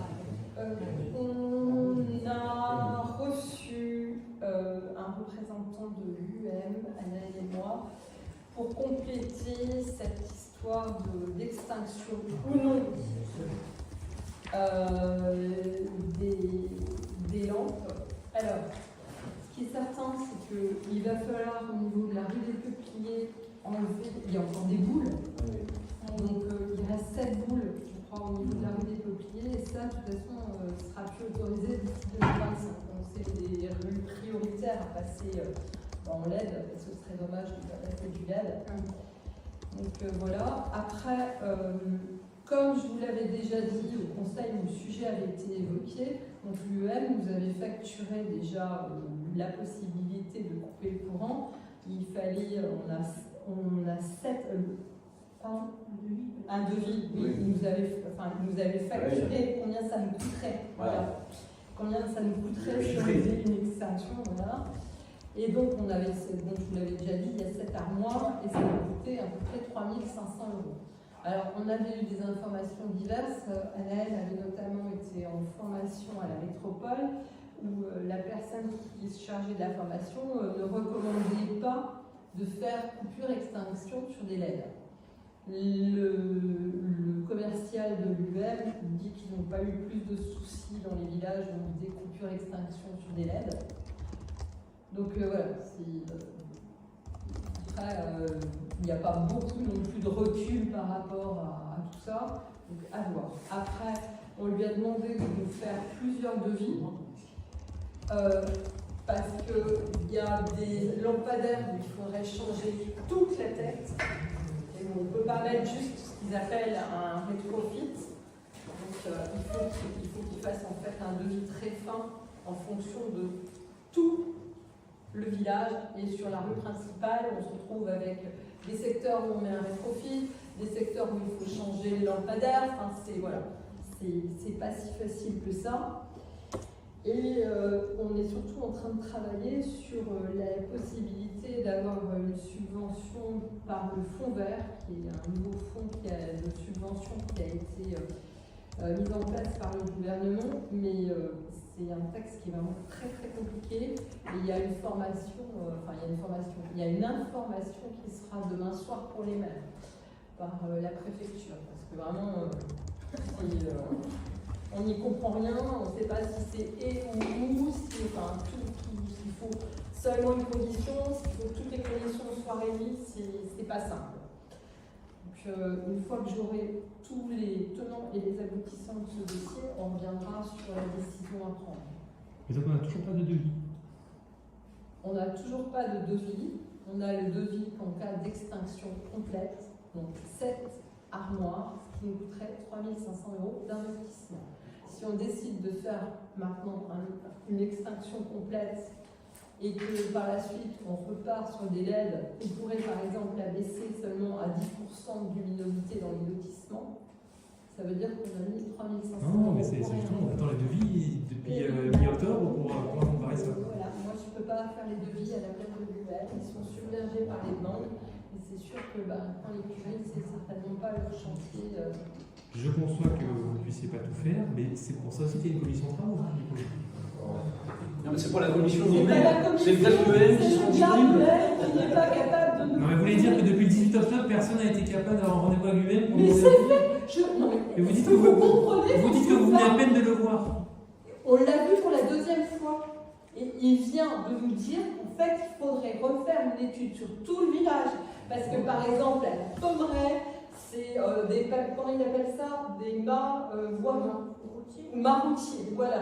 Donc c'est encore pas la même chose. Donc il faut qu'il fasse quasiment une étude point par point. Donc c'est pas la commission de travaux qui va faire le devis. Non, c'est l'UR. Voilà. Mais bon, en attendant, on a des factures d'électricité qui arrivent, quoi. Il serait temps qu'on fasse quelque chose. Alors en attendant que quelles mesures on a faites pour essayer de limiter les factures énergétiques de la commune? Je pense que Pont-les-Cuveries était précurseur, puisque dès 2014, lors du précédent mandat, on a éteint un lampadaire sur 2 dans la rue principale. Je pense qu'on était précurseur dans la matière. Ça, c'est sans doute bien, mais du coup, notre budget il est calé sur cet état-là de fait. Les factures augmentent. Qu'est-ce qui a été fait en place pour réduire? Nous bénéficions aussi du bouclier. Nous sommes une commune où il y a moins de personnes, nous n'avons pas plus d'1 million de budget, donc les tarifs de l'électricité sont encadrés. Donc par exemple, faire les études un peu auxquelles on peut avoir droit gratuitement de diagnostic énergétique des locaux, ça par exemple, ça n'a toujours pas été engagé. Ça serait simple à faire. L'ALEC doit venir. Ils viennent. Ils ne nous ont pas dit non. Non, c'est pas pour la caméra thermique, je parle vraiment de diagnostic énergétique du bâtiment, sur l'isolation, etc. Ah oui? Oui, c'est cette nuit qu'il faut laisser les volets et les rideaux ouverts. J'ai laissé le ouvert cette nuit, je crois que c'était. Mais je ensuite. Voilà un point. Autre point, par rapport au cimetière, on a aussi pensé à la possibilité de faire des cales urnes. Donc il y a certains cimetières où on propose en fait d'enterrer les urnes. On fait, c'est du 1 mètre sur 1, c'est 80 par 80. Voilà. On fait 80 par 80 où on enterre les urnes. On a eu une fois une demande. Après, est-ce que tu perds pas un peu de place au niveau... je pense que le si niveau on décide emplacement, de voilà. mettre... Je pense qu'au niveau emplacement, ça doit être un peu plus... Voilà.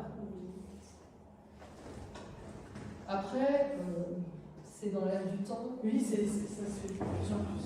Si je comprends bien, c'est plutôt que de disperser les cendres dans le jardin de souvenirs, il serait... Non, l'urne est déposée dans le caveau. Au lieu que ça soit dans les casiers qui sont hauts, ça serait dans le sol. Et chacun a son monument pour se recueillir. C'est comme au lieu d'avoir un cercueil qui fait 2 mètres, voilà. C'est une blague. C'est plus petit, c'est 80 sur 80. Voilà. Donc ça c'est une possibilité aussi. Pour moi la chétive, disons, c'est un intermédiaire parce que quand on fait ce qui a été mis en place là, il n'y a pas cette possibilité d'un monument et individuel. Moi, ça me paraît intéressant. Mais ça prend plus de place, le cimetière est petit. Ça va prendre moins de place qu'un caveau. Oui, mais c'est pas pas les gens. C'est pas les gens qui prennent un caveau, c'est parce qu'il n'y a pas de crémation. L'urne, c'est autre chose. Oui, mais on peut choisir la crémation et vouloir quand même un monument. Oui, tout à fait, mais ça prend plus de place. Que d'être dans les casiers. Oui, parce que là, on est en étage, alors que là, tout va être ça va être Si je veux le truc, celui qui veut absolument son monument, actuellement, il va prendre la place d'un caveau pour juste mettre une urne à l'intérieur. Je ne sais pas si ça suit. Et après, il faut penser qu'on se caveau, l'espace Un mur, c'est en Italie. Est-ce qu'il y en a qui ont déjà posé la question? Il y avait une fois une demande.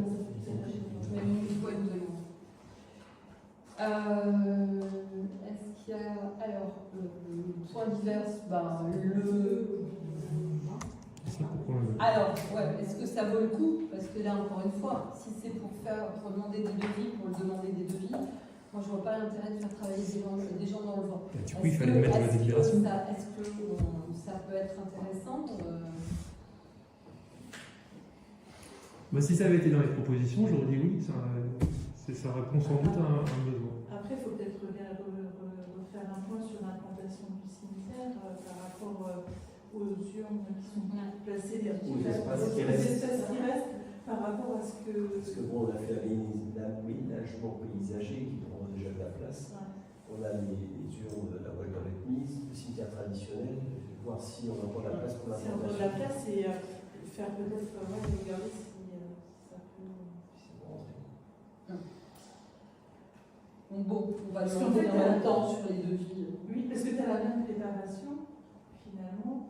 Oui, pour les cas il y a quelque chose. Si on part sur une base de 10, peut-être que ça vaut le coup de faire 8-2 ou dans une proportion moins, puisqu'il y a moins de demandes. Mais regardez se projeter sur le plan d'année. En point divers, Olivier, tu veux parler de la formation qui a été faite ce samedi?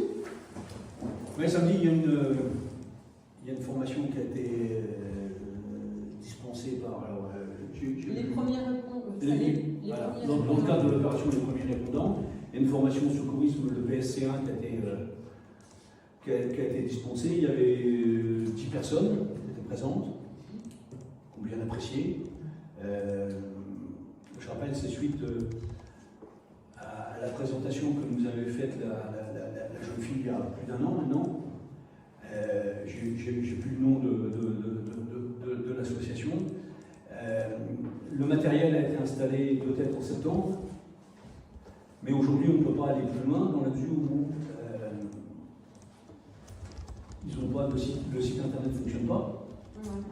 Donc je rappelle, l'intérêt c'est demain les 10 personnes qui ont fait la formation, s'ils décident de s'inscrire en étant premier répondant, ils sont informés s'il y a quelqu'un qui appelle le 15 ou le 18. Cette asso est tout de suite informée et elle prévient les premiers répondants qui se situent sur le secteur. Alors elle ne prévient pas les 10, elle en prend un, elle vérifie s'il est géolocalisé avec son téléphone et s'il est bien dans le village. C'est sûr, si vous êtes parti à 500 km, c'est pas la peine de la Et il répond oui, j'y vais. Ils en préviennent un deuxième, parce qu'il est toujours bon d'être à deux que tout seul, sachant que le deuxième peut aller chercher le défibrillateur, par exemple. Le premier se rend sur les lieux et le deuxième va chercher le défibrillateur. Le seul problème, c'est qu'aujourd'hui, le système ne fonctionne pas. Pour joindre les premiers répondants, l'application ne fonctionne pas. Bon, mais voilà. La formation a eu lieu, moi j'étais présent, les 10 personnes qui ont assisté ont été séduites et m'ont demandé comment faire pour pouvoir être premier répondant et pouvoir adhérer à cette association et pouvoir être prévenu au cas de problèmes majeurs. Il y en avait 10 parce que c'était limité à 10. Voilà.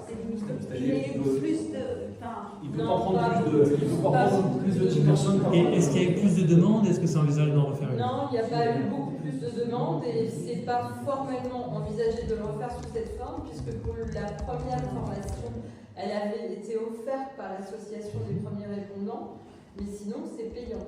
Donc là, effectivement, si les gens sont aptes à payer ou veulent bien payer une formation, pourquoi pas, mais la mairie ne peut pas financer des formations comme ça. Par contre, dans le cadre de notre partenariat avec Groupama, puisque c'est notre assurance, eux, ils font des formations sur des durées beaucoup plus restantes. La différence étant aussi que là, c'est une formation diplômante. Oui, alors que Groupama va faire des formations qui ne sont absolument pas diplômantes, mais qui pourraient s'envisager sur une soirée, par exemple. Voilà. Donc, à voir. Sachant que pour avoir le diplôme, il faut au minimum 7 heures. C'est pour ça que c'est limité à l'espoir que l'application marche. Ça, c'est.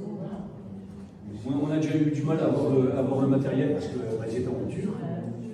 Bon, ça c'est ponctuel, il n'y a pas raison que ça. À un moment, ils ont changé de cycle, je suppose que c'est lié à ça. Ça fait quand même plus d'1 an qu'on l'a reçu, au conseil municipal. Et 1 an après, ça va beaucoup évoluer, quoi.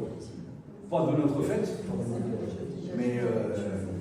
Parce que quand vous dites c'est l'application, moi j'ai sur le téléphone, il n'y a rien qui dit qu'elle marche pas. Vous parlez que l'appareil avec son histoire de sonnerie, etc., c'est ça qui ne marche pas ou c'est l'application qu'on télécharge? Non, l'algorithme en gros qui permettrait d'appeler la personne, d'en rappeler une autre si elle n'est pas dispo, etc. C'est ça, en gros. C'est pas opérationnel. De cette association-là. Et le dispositif d'alarme, il sonnerait, non? Apparemment oui, parce que samedi matin, la personne qui dispensait les secours m'a dit je voulais vous montrer un truc, mais non, je réfléchis, je ne vais pas vous montrer, parce que sinon on va tout faire sonner. Mais ça, du coup, il faudrait qu'on fasse passer une information pour que les gens sachent si jamais ils entendent cette sonnerie, à quoi ça correspond. Non, ça ne fonctionne pas. On ne s'est pas compris, M. Ruard. C'est l'alarme du défibrillateur quand il est ouvert qui fonctionne. Mais il n'y a pas d'alarme, puisque en fait, il y a impossibilité de géolocaliser. Ils ont un problème avec leur site. Alors, autre information, on a pu entrer en contact avec les anciens combattants, les porte-drapeaux. Donc, il y aura une cérémonie qui sera faite le 8 mai par les anciens combattants. On va essayer d'avoir une messe en même temps. On va essayer d'associer les enfants d'école pour qu'ils puissent venir chanter devant le monument. La commission solidarité est en train de travailler sur le sujet, de même qu'elle travaille sur le repas des anciens, donc qui est bien prévu le 19 mars. Je regarde personne, je vise personne là-bas. Il était question aussi de réfléchir à la rénovation des statues, des mémoriaux. Je pense au mémorial qui est à côté de l'Airbus. Bientôt on ne verra plus du tout les écritures. C'est un mémorial privé, c'est une inscription privée qui est dessus. Oui, il n'y a rien du tout. Il n'y a rien. Il était du village.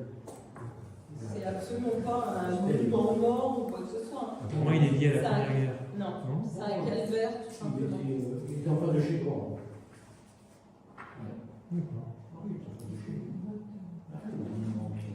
Donc c'est pas un monument mort, c'est pas Le monument mort, il est devant l'église.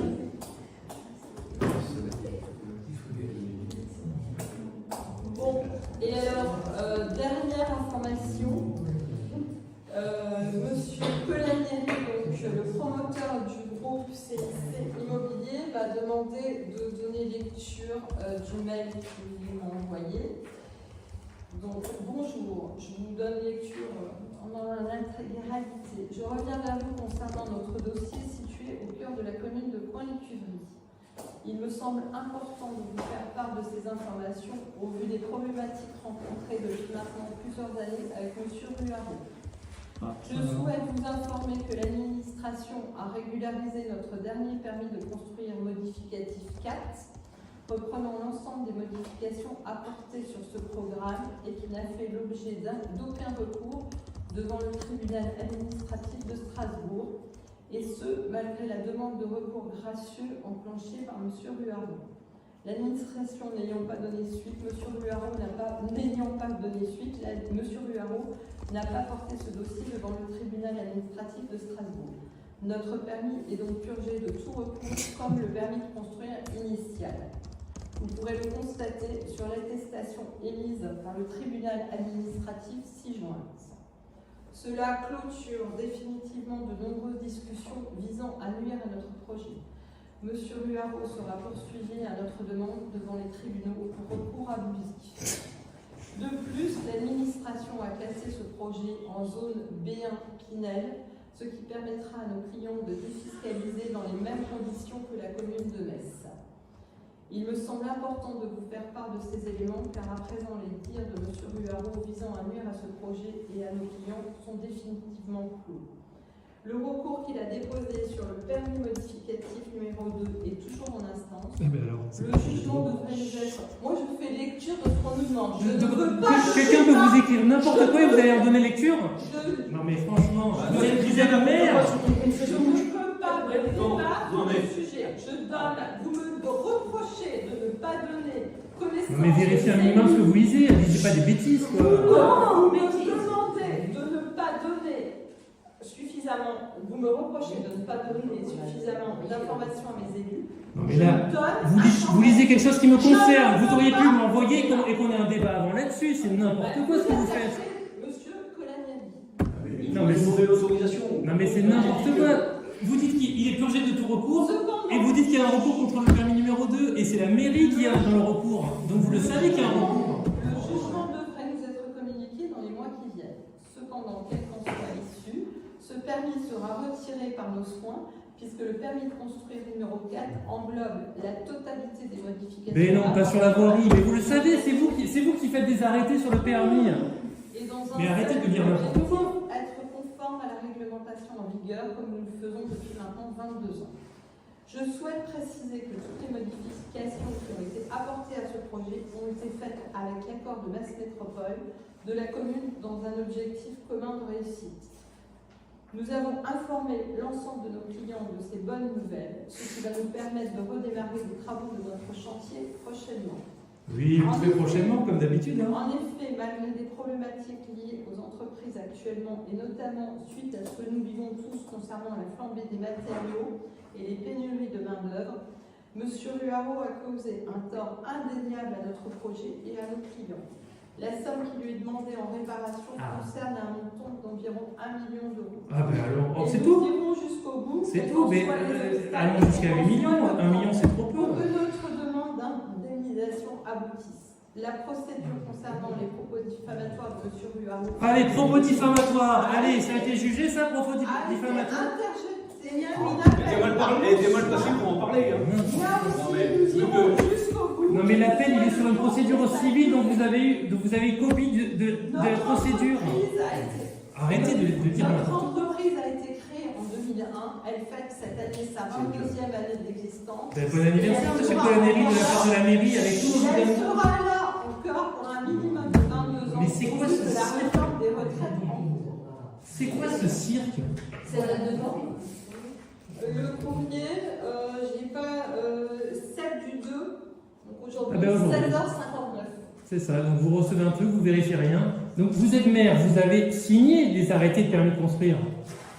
Le permis numéro 4, il reprend les modifications du permis numéro 2 peut-être? Madame le maire, vous l'avez signé le permis numéro 2?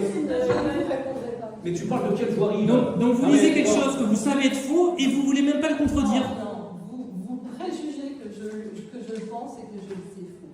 Encore une fois... Mais c'est vous qui avez signé l'arrêté.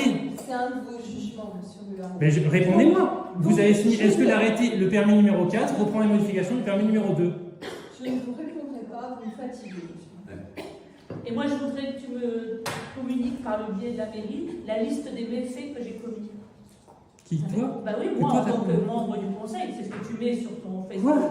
Oui, ton Facebook, tu mets la liste des méfaits. Donc je voudrais, en tant que membre du conseil c'est même pas ce qu'il écrit. T'écris ça sur Facebook. J'ai l'impression qu'il y a deux personnes. Il y a le monsieur Ruaro qui est là, et le monsieur Ruaro qui écrit sur la Facebook. liste des méfaits la liste des de Martine. méfaits que le conseil municipal a fait. Donc comme je fais partie du conseil municipal, je voudrais, par l'intermédiaire de la mairie, parce que je ne veux rien recevoir de toi, la liste des méfaits. Oui, mais c'est déjà en ligne, Martine. C'est pas besoin de le remettre. Je veux que tu l'écrives et je veux que ça soit déposé à la mairie, s'il te plaît. Oui, parce que les méfaits, c'est Martine, non, il n'y a pas de Martine, tu m'écris. Annelle, il y a combien de messages en attente de réponse de ma part? Combien de non-respect de la loi? Tu fais une liste. J'ai compté 14 fois, monsieur Gauthier, vous êtes intervenu sur les délibérations en lien avec l'immeuble. 14 fois. Bien que ça me tombe dessus, c'est pas grave. Vous êtes le notaire de l'opération. Ils sont notaire de ça ne choque personne. Non, mais t'as toujours 14 fois. T'as toujours pas compris, notaire de l'opération. Juste une chose. 14 fois. C'est la voirie nationale, bravo. La voirie dont tu parles, c'est quelle voirie? T'as la référence cadastrale de la voirie? Sur la parcelle là? Oui. Est-ce que tu as la référence cadastrale? Je te l'ai déjà demandé. Mais là, Olivier, une voirie n'est pas référencée sur le cadastre. C'est pas ça? Je t'interdis de parler de la voirie. Non, aucune voirie n'est référencée sur le cadastre. Aucune. Mais pourquoi tu me donnes un numéro? Une voirie n'est pas référencée. Une voirie n'a pas de numéro. Donc c'est bien un terrain privé, donc tu as droit à la ramener sur la voirie que tu veux qu'elle soit comme ça. La rue principale qui n'est pas cadastrée, c'est... Stop. Donc la voirie, toi tu parles de la voirie. T'as pas envie de parler, c'est un terrain privé. Point à la ligne. T'as beau chercher, tu sais. Le conseil est terminé. Non mais attendez, et les questions des conseillers municipaux, on les pose quand? Alors, moi, on me relance sur les travaux à la Pommeraye. Oui, les habitants de la Pommeraye se demandent pourquoi, alors qu'ils sont venus quand même un an après l'expérimentation qui devenait quelques mois. Simplement, si je peux me permettre, Marie, je suis de l'État à la Pommeraye, je suis au conseil. Je pense que depuis qu'il y a eu la deuxième réunion publique, il n'y a plus de problème de stationnement. David, franchement, ça s'est bien résorbé. Et aujourd'hui, on attend juste Alors, le traçage, il va faire beau temps. Le traçage va se faire au beau temps parce que mais monsieur Ruard. Mais depuis 18 octobre, il n'a jamais fait beau. Non, mais qu'est-ce que Les réunions ont eu lieu après le 18 octobre. Les réunions ont eu lieu. Donc, les entreprises de travaux de voirie, elles n'interviennent jamais pendant les mois d'hiver. Oh, mais c'est n'importe quoi. Ce ne sont pas les entreprises de travaux de voirie qui vont intervenir, ce sont nos ouvriers municipaux qui ont été en la réactivité de voir qu'ils qui gèlent ont pas. été en formation à Metz Métropole, où on leur a expliqué que pendant l'hiver, il fallait avoir une machine spécifique qui sèche la chaussée pour espérer que le traçage dure au moins quelques mois. Donc la commune de Coigny-de-Cuvry, et en l'occurrence son maire, moi, a décidé d'attendre quelques mois plutôt que d'engager des dépenses puisque la métropole ne nous répond pas à notre demande de prêt matériel. Voilà, la réponse vous convient-elle, Oui. monsieur Ruard? Et le 17 octobre, je pense qu'il y a eu des réunions après le 17 octobre, non? Donc ils ne peuvent pas tracer avant les réunions, si? Ou alors les réunions ne servent à rien. Mais dès lors qu'il y a eu les repères, les repères, ils ont été faits mais il y a longtemps. Et les réunions, elles ont lieu comment? Les repères de Les réunions ont lieu Non, mais les repères suite à la réunion. Et les gens se disent, mais pourquoi? Mais ça, comme un enfant. Moi, fin octobre, début novembre. Donc, Après Deuxième question, une question pour Cathy. Ce fameux chemin là, des écoliers, il va rester, cette fameuse expérimentation qui devait être soi-disant pendant l'été, depuis septembre, c'est là. Les poussettes, elles continuent à passer sur la voirie. C'est quand que ça sera accessible pour les personnes à mobilité réduite? C'est quand qu'on sera conforme à la loi? Conforme à la loi. Oui. On a déjà répondu plusieurs fois à cette question. C'est que. C'est un chemin de protection des écoliers. On l'a déjà dit. C'est un chemin pour protéger les écoliers. On l'a déjà dit. Et donc on n'est pas sur un chemin PMR. Donc on est. Mais c'est quand qu'on a ce chemin PMR? C'est quand? C'est le BABA de ce que vous êtes censé faire. Quand l'aménagement devant la mairie sera revu grâce aux 30 000 €, c'est ça? Ou 27, ou 29, je ne sais plus, j'ai pas Du promoteur dont on croit tout ce qu'il raconte, c'est ça? Mais comme on n'est pas obligé de croire tout ce que vous racontez, vous, monsieur Blanc, c'est peut-être pas plus instrument qu'un lambda quelconque. Donc là, ça fait déjà depuis l'été 2020, cette histoire de l'aménagement lié au promoteur. Ça a été envisagé en 2016, vous n'avez même pas un début de plan de ce que ça pourrait être. C'est compliqué, hein, quand la résidence sera finie, c'est un peu de logique, monsieur Ruaro. Un peu de logique. Qu'est-ce qui empêche d'avoir déjà un plan de cet aménagement? Un peu de logique. Et votre truc tracé à la main, on peut... Il me semble que ce passage... Ah, toi, t'as pas le droit de parler. Pas 15 fois, c'est pas grave.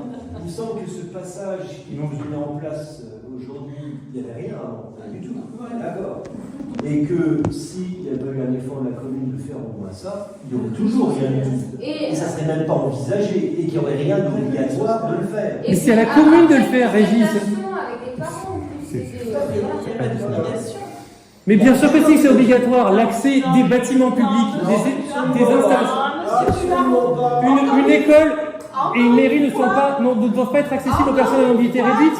La mairie est accessible, et l'école est accessible, mais peut-être pas par le chemin dont vous avez envie. Et du coup, l'école Et l'école, elle est accessible. Voilà, tout à fait. Il y a des deux côtés, maternelle et élémentaire. Moi, mon fils, il a été en fauteuil, parce que toi, tu sais tout, tu as tout vu. Ça fait je ne sais pas combien de temps que tu es dans le village, mais on a l'impression que tu connais tout. Moi, mon fils, il a été en fauteuil à un moment, suite à une fracture. Il a été à l'école en fauteuil, il n'y a pas eu un seul problème. Il n'y a pas eu de problème. Pas eu de problème. Mais il n'y a que M. Raoult qui a des problèmes. Mais regardez tous les matins, regardez les personnes qui arrivent avec des poussettes, vous verrez par où est-ce qu'elles passent. Ben regardez.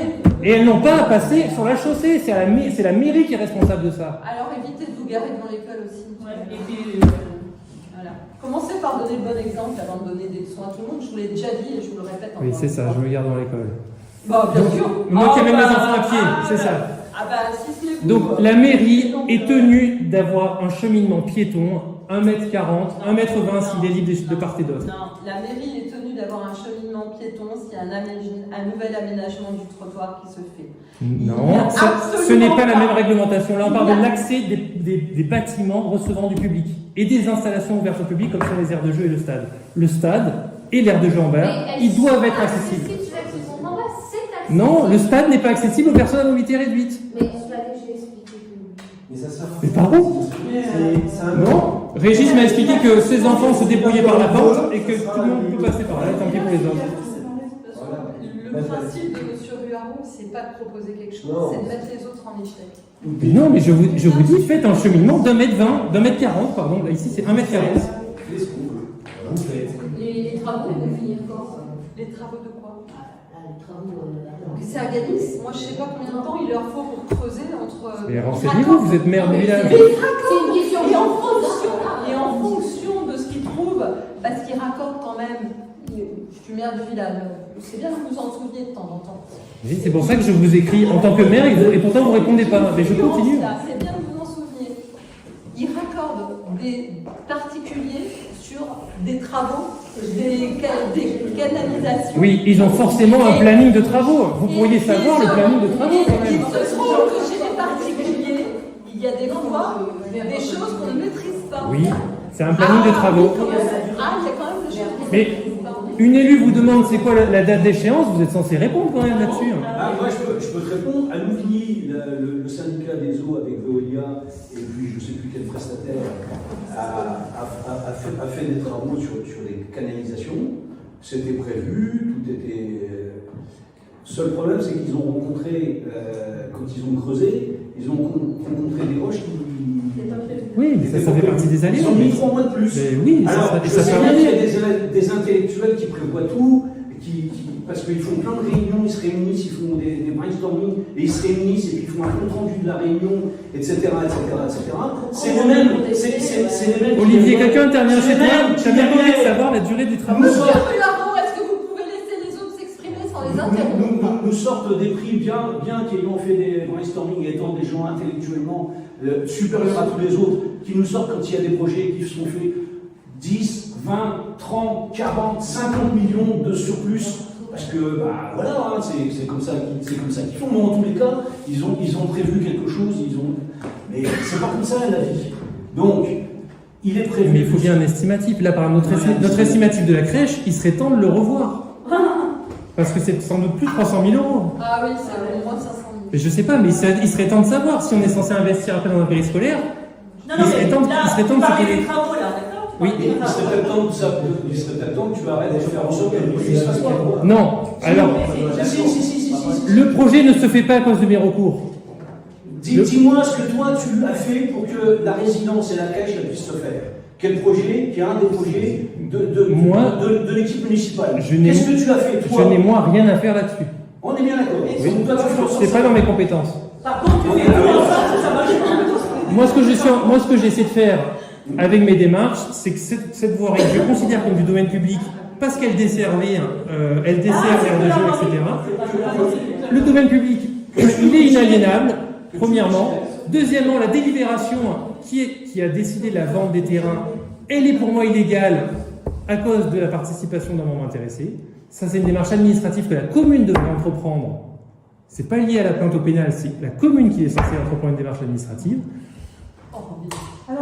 Cette voirie et le parking public qui ont disparu entre l'acte de vente, la promesse de vente et l'acte de vente, sont passés par le conseil municipal, alors qu'il y avait ce plan signé de toutes les parties, et y compris du notaire, comme quoi il y avait un parking public en bas de la zone.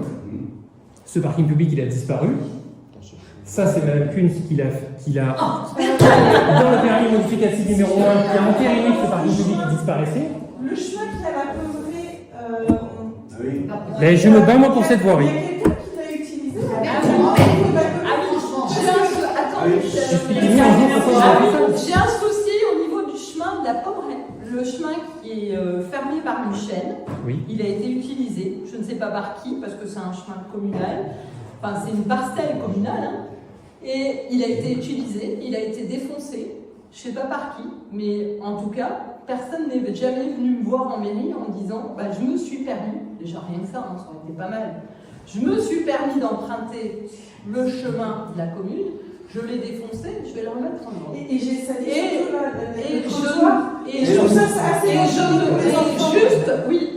j'ai eu, je sais pas, au moins 10 personnes en mairie qui m'ont dit l'état de la chaussée est dégueulasse. Ah bah c'est très sale, et puis moi je trouve que c'est un peu dangereux parce que ça va. Je sais pas qui s'est permis d'aller, donc voilà. Et du coup, je sais pas ce qui a été et Madame le maire se tourne les pouces. Pardon. Et Madame le maire se tourne les pouces. Monsieur Ruaro. Est-ce que tu n'es pas concerné? Je sais pas. Vous n'êtes pas concerné? Ah ben vous dites que vous ne savez pas qui c'est. Vous n'êtes pas concerné? Mais contactez-moi. C'est toi, ça, toi. Allez la voir. Vous n'êtes pas concerné. T'es pas au-dessus des lois, donc vous êtes. Qui est au-dessus des lois? Quelle loi tu parles? T'as demandé l'autorisation à qui? Qu'est-ce qui t'a permis de le faire? Parce que t'es compté. Est-ce que je demande une autorisation pour accéder aux parcelles que je loue? C'est ça que tu me demandes? Tu passes par chez moi. Mais n'importe quoi. Mais il n'y a pas n'importe quoi. Et est-ce que vous avez autant le droit de défoncer et de défoncer? Et vous croyez qu'avec ma petite Clio, j'ai défoncé la voirie? Est-ce que vous avez remarqué que ce chemin qui était tout cabossé, est-ce que vous avez remarqué que ce chemin qui était tout cabossé, il est en train d'être renivelé? Vous l'avez remarqué ça? Mais le problème n'est pas là. Le problème est que tu as fait venir une entreprise pour te livrer des copeaux. Et puis que ça a été sans demander l'autorisation préalable à la mairie. Mais quelle autorisation? C'est l'accès à la parcelle que je loue, c'est le chemin communal d'accès. C'est un chemin communal. Donc, c'est un chemin communal, donc ça ne dit pas que M. Ruaro. Donc, si par exemple je vais au chemin des Sades et que je continue sur le chemin, il faut demander une autorisation. Il est fermé avec une chaîne, cet accès. Oui. Alors, qui vous a donné l'autorisation d'enlever la chaîne? Le contrat de location m'octroie un droit d'accéder à ma parcelle. Nulle part il est écrit, vous devez passer par là. Vous avez été mais c'est le seul d'accéder de votre jardin à vos terrains. Une parcelle, elle doit forcément être accessible. Elle est accessible par votre terrain. Non. Et je fais quoi? Et je passe par ma voiture, je défonce ma clôture pour accéder au truc? Non mais c'est je te signale que tu as un portail, par contre pour faire le bordel quand le voisin est garé non mais comment devant ton portail un dimanche après-midi alors que tu veux aller à la déchetterie le dimanche après-midi, là par contre le portail, tu es capable de l'ouvrir.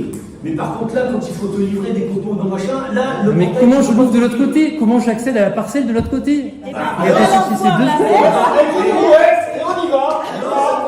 Après c'est nous avoir une heure. Réfléchissez 2 secondes. C'est sûr qu'on n'a pas fait central, excuse-nous, on ne peut pas réfléchir. Pourquoi tu ne vas pas juste demander l'autorisation? Je vais demander l'autorisation pour accéder à la parcelle que je loue. Mais parce que tu ne peux pas y accéder comme tu veux. Mais bien sûr que c'est par chez toi. C'est par chez toi. Monsieur est personnel, monsieur non mais vous Votre franchement. mauvaise foi, de toute façon, on la connaît tous. Donc d'accord. Donc je suis locataire d'une parcelle, mais j'ai pas le droit d'y accéder autrement que par chez moi. Bien sûr. On donne l'autorisation. Ça te coûte quoi d'aller, je pense, d'aller demander est-ce que vous pourriez exceptionnellement nous Mais ouvrir? pourquoi exceptionnellement? C'est un droit, j'ai le droit, vous pouvez pas louer une parcelle sans droit d'accès.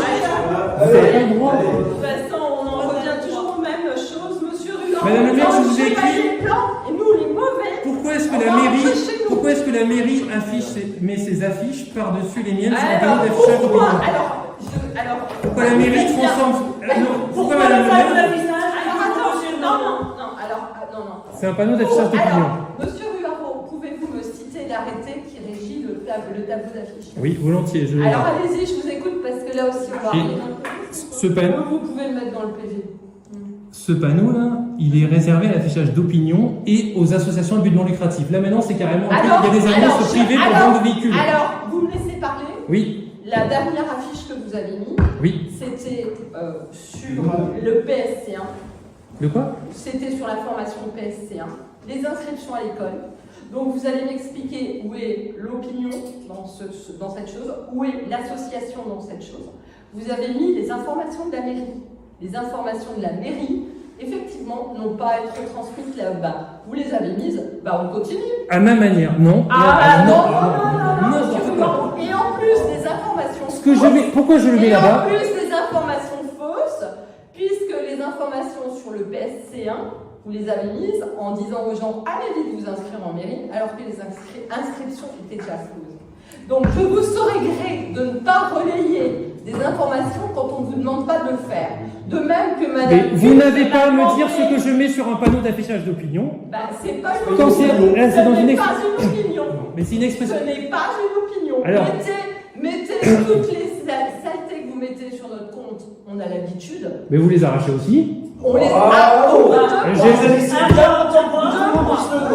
Allez, comme par hasard, le jour où il y a l'inauguration de la cloche et le... et après combien j'enlève? Le premier qui a mis les affiches, c'est quand même vous, le jour oui. de la Saint-Jean, quand même. Voilà. Oui. Par hasard. Ce qui est valable pour vous n'est pas valable pour les autres, encore une fois. Voilà. Mais attendez. Encore une fois, monsieur. Vous pouvez mettre... Ce panneau d'affichage, il est là pour faire entendre la voix... notamment des élus d'opposition. Donc évidemment, je le fais. Et vous êtes en train de dire que c'est logique que vous les enleviez ces jours où ils vont être vus. Les élus sont combien? Les élus d'opposition. Ils sont restés affichés 2 mois. Ne dites pas que je les ai enlevés au bout de 15 jours. J'ai les preuves, ils ont été affichés 2 mois. Mais il n'y a aucun délai. Vous n'avez pas le droit de dire ça. Il n'y a aucune restriction de délai. Vous n'avez pas le droit non plus de mettre les informations de la mairie. Ces panneaux sont pour votre opinion, les associations, donc je vous saurais gré dorénavant de les utiliser à bon escient. Sinon, pourquoi le message, vous verrez, je l'expliciterai. Pourquoi est-ce que la Parce que vous avez fait un arrêté qui ne fait pas de ce panneau un panneau d'affichage municipal. C'est bien ce que je vous reproche. On est bien d'accord, vous n'avez pas à mettre. Eh bien, dans ce cas-là, écrivez-moi. Écrivez-moi.